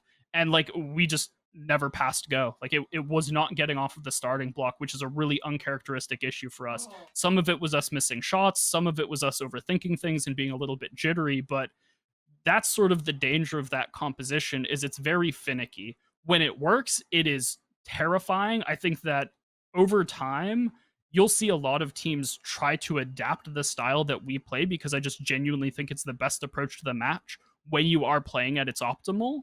But if you aren't playing at its optimal, it is very punishing. And I think we just ended up on the wrong half of that in this particular case. So we, if they're playing like a T1 team, then I'm looking forward to seeing them as they come into what our close qualifier. Let's see who they're playing against. Envy in their first round. Yeah. So that'll be quite a test, I think. Still a good run for you guys, though, Anders. So congrats on the upset with NRG. Only unsigned team in top 16. We take those. I mean, we like refer to ourselves as the process team, the guys that are always on that upward trajectory. And if you look at our VCT results, the first time we ever played a VCT qualifier with this 5-stack, we got beaten the round of 128-0-2 by NRG. We're now 6 months out, and we 2-0 them in the round of 32. It's poetic. We'll take those. Absolutely. That's quite the trajectory. We are going to keep these next couple pretty brief here. We reach out to Frod and ask him what's going on with KCP, you know, hoping for a really, you know, long answer because Danny has plenty to say about the game. Not much this time. Well, when you don't have much to say, but it seems like a broad answer, right? That says enough. It's actually pretty fucking funny. So props to KCP on their run and good luck going into the close qualifiers. All right. So V1 run into a Luminosity that actually, you know, they toppled C9 White, C9, yeah, they go against C9 White and then Complexity. So look, I mean, if you look at some of the other teams in this field, it's maybe not the most challenging of runs. Complexity have been, you know, solidly tier 2, and C9 White is still fighting for recognition in that scene as well. So version 1, though, you know, we know that, you know, Whippy's back in this roster here. They bring Thief in, obviously, to replace Celsius in the short term, and not a particularly compelling close series. Same thing. I think for LG, they had a sub in as well because Maka has a broken arm, so they had to play with a different type of roster. But we've seen it already from version 1. They brought in Zelsis. They were able to go super far. Now they lose Zelsis. They brought in somebody to replace Whippy with Jammies, and it went super well. And now they have somebody to replace Zelsis and Thief, and it looks super well again. So you have to give it for Vanity from the way that he's able to call for this team. The matchup that they're going to have versus 100 Thieves is just going to be fucking amazing. I'm just going to love that battle. Yeah, I mean, again, this is a team that, you know, has to make a roster change and manages to incorporate them really well and still looks really good. I stopped following. Look, just because I didn't really have anyone I knew sort of connect to that team, but I stopped really following Rise after De Beer sort of left that team, and you know, they obviously have made a bunch of changes in the short term. Talk me through this, because we talked about it with like Cloud9 Blue. They missed out on Reykjavik narrowly. We expect them to be an absolute tour de force here in stage 3. And they go up against this Rise Nation team. In fairness, some pretty known names on this roster. I mean, I'm, you know, Poise, Shanks, Superman. I know these guys. Like, that is a pretty scary looking team. But for C9 Blue to fall here definitely surprised me. Dude, Team Vietnam, baby. The return of Superman, the brothers Shank and Poise coming in together. Superman just looked absolutely nutty. Even playing Astra on Split and Ascent, right? So I think Split and Ascent are still two maps that you could still that you find a lot of viability into Astra as well. And Superman played that to perfection. He had a lot of clutch rounds coming into the Split map, but Shanks was also an unstoppable force. The amount of times that that Cloud9 Blue were trying to gain some ground onto the A site, especially on a ramp. Shanks was always there with the op. Shanks was there with a rifle. Neptune was doing a great job holding up B side on Split. Everything was just very difficult to get things activated for Cloud9 Blue in that matchup, and it just seems as though Rise just wanted it a little bit more than Cloud9 Blue. But this was also the first time that we saw Zeta play, right, as a Viper ever in competition. So to try to utilize a Viper, kind of like what a Dapper would do on the A side, ramp wasn't good enough to go on that 1-versus-1 battle against Shanks. So that unfortunately was a demise there for Cloud9 Blue on that first map. And that you'd think that they do a little bit better there on that second map of Ascent. But Derek Overwatch and Superman, they're just fucking owning. Oh man, yeah. Impressive stuff. This Rise team looks really scrappy. Really, like there's not a lot of, they don't come in with a lot of fanfare. I would say the expectations are pretty low, despite the fact that there are definitely some known quantities on this team. I think, you know, I'm kind of pleased to see them, you know, they get over BBG to get here. BBG also, I think, who was it that was tweeting that BBG are going to be like a real threat? Oh God, was it Vanity or Shaz maybe? Someone was saying that they expected that team to be so scary. So now if we look at the main event bracket with, you know, with Rise making it through, as we sort of, you know, tie this up, this looks like a lot of fun because we've got, you know, these elements of like Rise and Pioneers in here that are really scrappy, 100 Thieves that are really unsettled, or at least have shown that against lesser known quantities they really struggle. But now going up against a team like Version 1, they should have a lot of information on. What are our thoughts here going into these matches? Here's Potential probably upset city. Go ahead, Anders. Here's probably my spiciest take of the show, which is back in May, Rise was dipping their toes into some of the NSG and the like Knights monthlies that my guys are consistently in, and the way that they performed in those events, I was like, these guys are absolutely fucking insane. They're ridiculous. So coming into this qualifier, I mean, they've literally played nothing since those events in May. So they're a full month and a half removed from the ecosystem. And I was like, if they show up in the same form, they're my #1 team in this event to upset tier 1 guys. So to see them make it to main and be up against a team that isn't named Sentinels or Envy, I'm like, Exit should probably be scared as hell. I'm gonna be honest. Like you're hitting on it perfectly, Mitch, where you're mentioning that, or Uber rather, where you're mentioning that. Dude, that's so confusing. I hate you guys for that. I hate you so much for that. Mitch and Mitch, thank you so much. No, you were hitting on it perfectly where you're saying that Rise is a super scrappy team. They're, in my opinion, the scariest scrappy team. And that scrappy style is what's going to just steal wins away. So the fact that they're coming in against a great tier 1 organization that has fairly high expectations, but not one of the widely established juggernauts, that is some scary stuff. Like I'm not sure how I feel about that one. Yeah, I mean, this is I'm looking forward to seeing what unfolds here for sure. We got a very different flavor, I think, from NA VCT this time around. Obviously, it's unfortunate, right? Because we have the intersection of a lot of upsets occurring with like a real dearth of streamed matches. Now, is it correct to say that? Well, I mean, let's go with this anyway. So, NerdStreet comes out and makes a statement. You know, we did not deliver the amount of coverage you've grown to expect from a NerdStreet broadcast. We apologize for letting the community down. Over the next 2 days, every game for the round of 16 will be streamed, and our next open qualifier will see the return of observer feeds. Is it just the lack of observer feeds that caused this Yes. you know, insufficiency, or was there actually a lack of casted games as opposed to previous qualifiers as well?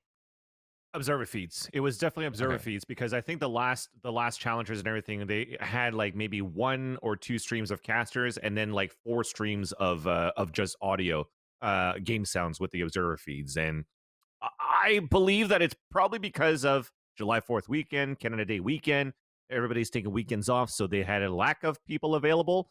But at the same time, I'm sure there were some people around, such as maybe myself, that don't celebrate these kinds of things, that probably would have liked to watch some of these games, because that round of 32 was the fucking spiciest round of NA Valorant in a long time, probably of the year. And we've missed a lot of upset games, which kind of fucking sucks. Right. The reality is that, you know, much like casters had to be paid, so do observers. For anyone that's wondering, like, I don't think this has anything to do with my tirade that I went on a few months ago. Maybe a little bit, but not very much. I don't actually think that it's an issue for money for NerdStreet gamers, if I'm honest with you. I'll say this much: they definitely they're front. Listen, they're not faking anything, right? But they are, you know, they position themselves as a really community-oriented initiative, which is true. Yep. I mean, that's evident based on the events they do on the ground. I also know they have pretty reasonable financial capacity to make these things happen, and I know that because I've asked the very highest person in that company to explain their situation to me. So I just don't really understand why this has happened after they were able to sort of provide these observer streams in the past. Now, sure, there's a perfect world where you can pay casters to be on those observer streams alongside the observers who are hopefully being paid and you know, provide a whole experience there. But I also understand if the talent isn't there, the budget isn't maybe there for just that many games. And like I said, if you don't have the capacity to provide a broadcast in which everyone is paid fairly, then you shouldn't be providing said broadcast, right? So if it is a budgetary issue, then okay, that's fine. There's acknowledgement here. We're going to get all the round of 16, which I think we can all agree are more important matches. And going forward, there'll be more of those observer feeds. That's also important, so because teams can actually get a bit of information on each other. It maybe doesn't skew things so heavily in advantage of like lesser known teams. You know, if we're talking about, you know, teams like Hunter Thieves, for example, not knowing what's coming their way, maybe it's a slightly more even playing field, I suppose, with these observers. I don't know what our thoughts are here, but yeah, I'm not too mad about this. I think it just kind of sucks that we miss so many good games. I think that is just regrettable, but I'm not trying to like wave a torch and pitchfork in anyone's face. I think it's just a miss. Yeah, I think that if we had seen a less ridiculous round of 32, people would care a lot less. I think it's fairly reasonable to be like, we streamed the entire round of 16. I don't think that that's anything that we should be down on NSG for. I think the only reason that we're upset about the lack of round 32 stuff is like, how many major upsets were there that we missed out on now? I don't know, man. Mitch, man, I mean, fuck, you've got the other end of it back in EU for the first fucking year and a half. So I'm pretty sure that you probably would have liked at least some coverage. Yes. We have streams. We have 2 brackets. So this is crazy. I don't know if you guys know about this, but we have a bracket, and then there's like one below it. There's like two brackets, and you lose a game, right? And I know what you're thinking. Yeah, fuck off, go home. No. You lose a game, right? You go into this one. You go into the lower one. It's crazy. I've never heard of this shit. But yeah, no, I like going back to EU when we had no open qualifier streams. That was dog shit. I'm really glad that that's changed. I don't know how you justify what happened in NA. Like, let me be clear. It's not like a huge outrage because they've acknowledged that it's a problem and they're going to fix it in the future. Cool. Exactly. All fixed. All good. But at the same time, it's kind of weird that they, regardless of the reason, I don't see a way that you don't at least get community streams active, that you don't allow your casters that you normally use.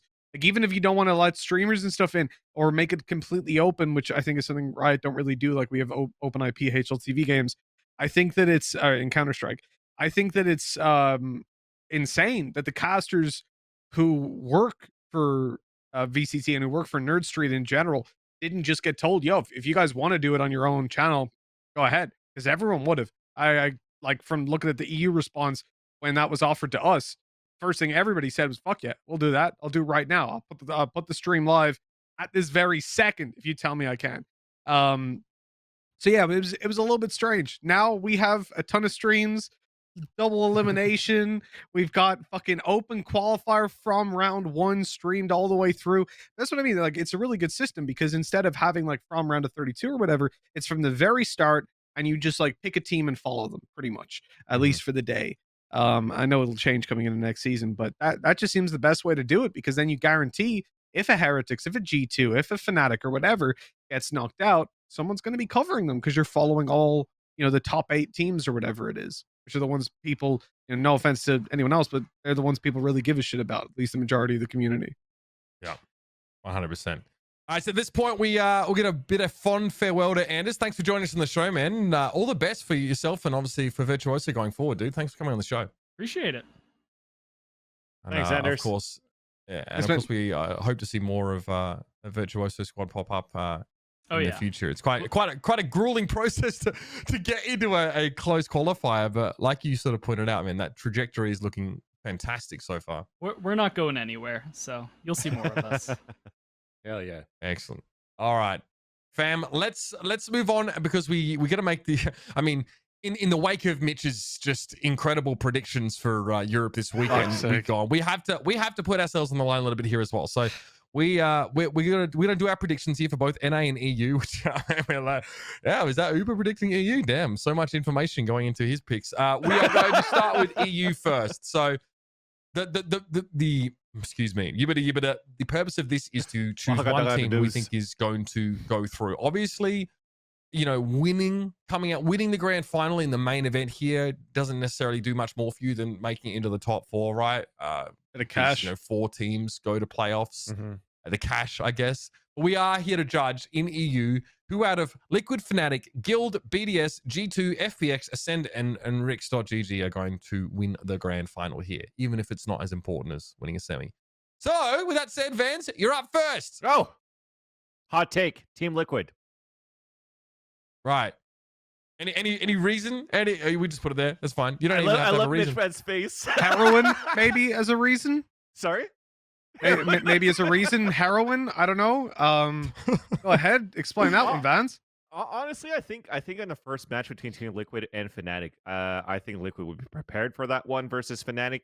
Fnatic are trying different things right now where it didn't look as polished as we see them play in the past for Masters 2. So I think Liquid, if they're a little bit more prepared versus their consistency that they've gotten since Masters 2 until now, I think they should be able to take that game. And once they take that game, well, Fnatic's going to have to potentially go through or G2 or Ascend or Guild or FPX. And I think one of those teams could definitely get an upset as well onto Fnatic. That's why I got Liquid going all the way to the grand finals, even versus G2. Yeah. Heroin it is. Okay. Fair enough. Okay. I looking at the road here. I'm pretty high on G2 right now. They look what they did to Fnatic was really impressive. I think the kind of rise for this team looks crazy, and I think with Mixwell, you know, playing so many different roles, he can actually have much more impact on this team. I reckon G2. I reckon they're going to go through. I'm very happy you said that because I was worried I was going to have to betray Fnatic if you chose them, and I'd have to go G2 because they're like those two are very closely tied in my head. I really want to see that matchup coming into like a more heavily prepared stage, but so that gives me the wide open door to go with my boy Boaster. I'm gonna say Fnatic all the way for me, straight through. They're not gonna lose the first fucking game. Come on, Vance. I'm not too far off. I'm not too far off because I still said that G2 is gonna make it to the grand final. So all three of us still agree that G2 gets at least top 2. Yeah. Just one of us is a lunatic. Yeah, well, I've seen your other predictions, bitchman. So you just cursed Fnatic. I'm doing good on my end. I'm the only one with bad predictions. Am I? Up. I mean, he picks himself up off the ground and he just keeps swinging. You know what I mean? That's fine. That's okay. The bad alliance over Liquid. Come on. And do you guys think that FPX is an outsider here? Because I know Platchat be molding knowing that we think they don't even pick FPX here. FPX is my actually. You know what? I did my pick'ems for VLR, and I actually have Guild Esports beating Fun Plus Phoenix in the lower bracket. So Guild will be my 4th team. All right. Yeah, I think I'm with you. Guild above FPX right now. They're like number 5 in my head, which is fucking weird. Wow. What a fucking timeline. Holy moly. All right, that's EU done. Let's talk about our NA predictions here. I mean, this is already a scene in utter pandemonium. It's crazy. It's absolute turmoil. But who will go on to the advantage? Exactly. We have an interesting bracket now. And of course, there's double elimination. So, you know, that's something that wasn't really present in going back a little bit further. Okay, Van Silly. What do we got here? Because obviously, I think Rise and Pioneers are positioned to, you know, be the dark horses, be chaotic entities as our Gen G. You know, I feel like there's only a couple really picks I can feel confident about here. Yeah, can we all agree that we're trying to pick our second place or runner up in this close qualifiers right now? Because we all agree that Sentinels is going to be first. Or you guys think somebody else is going to upset Sentinels at this point? Because I don't think that's going to happen. I don't think so. I don't know. I feel like realistically, we will all just say Sentinels for this. Yeah. Should we almost limit it to like not who out of not Sentinels? That's what I'm saying. Anyone Second else? place. Yeah, Second yeah, place. yeah. Okay, I think we can suggest who will play Sentinels in the grand final. That might be more interesting. Yeah. Right? Okay. Yeah, that works. Rematch version 1. You think V1? Yeah. I even think V1's going to beat 100 Thieves in quarterfinals. I think that I can't believe I'm doing this to myself again. God, I'm on the hopium. I'm huffing envy hopium. I reckon they end up in that matching at them.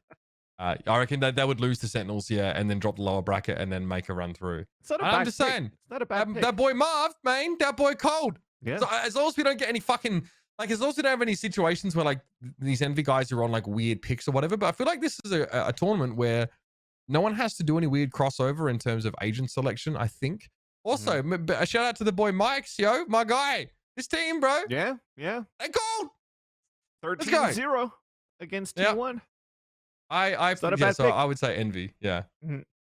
Okay. Well, I mean, we've got V1, we've got Envy.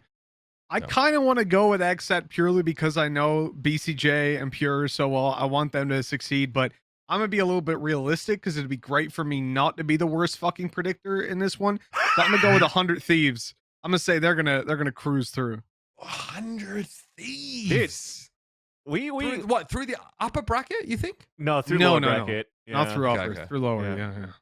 You know what, all right. Dude? At this point, we have the same top 4.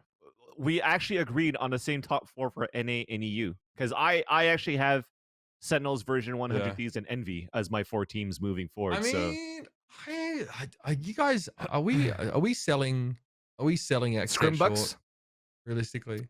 We selling this XSET team, bro. Dude, I'm telling you, we're selling all the teams short because I still believe that XSET, Gen G, Pioneers, and Rise could still upset.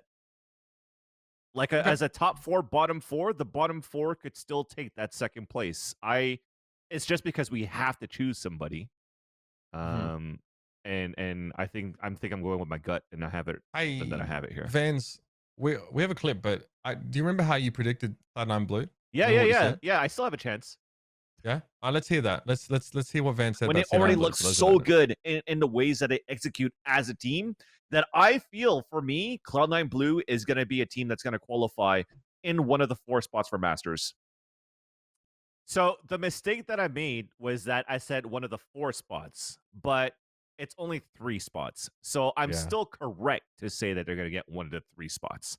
Why no? You making fun of one of my predictions earlier, Vans? I think this is going to be just fine. I'm totally fine, man. Challengers 2, last chance qualifier. I mean, we're going to see C9 Blue in Masters.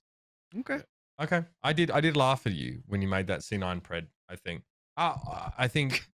I don't think I understand that Zeta was playing Viper or whatever, but like you can't. It does suck. Look, it does suck that there's no double elim in these open qualifiers, but man, you can't be doing this, Cloud9. Like that is a huge miss for them to not be in here. So explain this to me, right? Through the main event, 4 teams qualify for Challengers playoffs, right? Correct.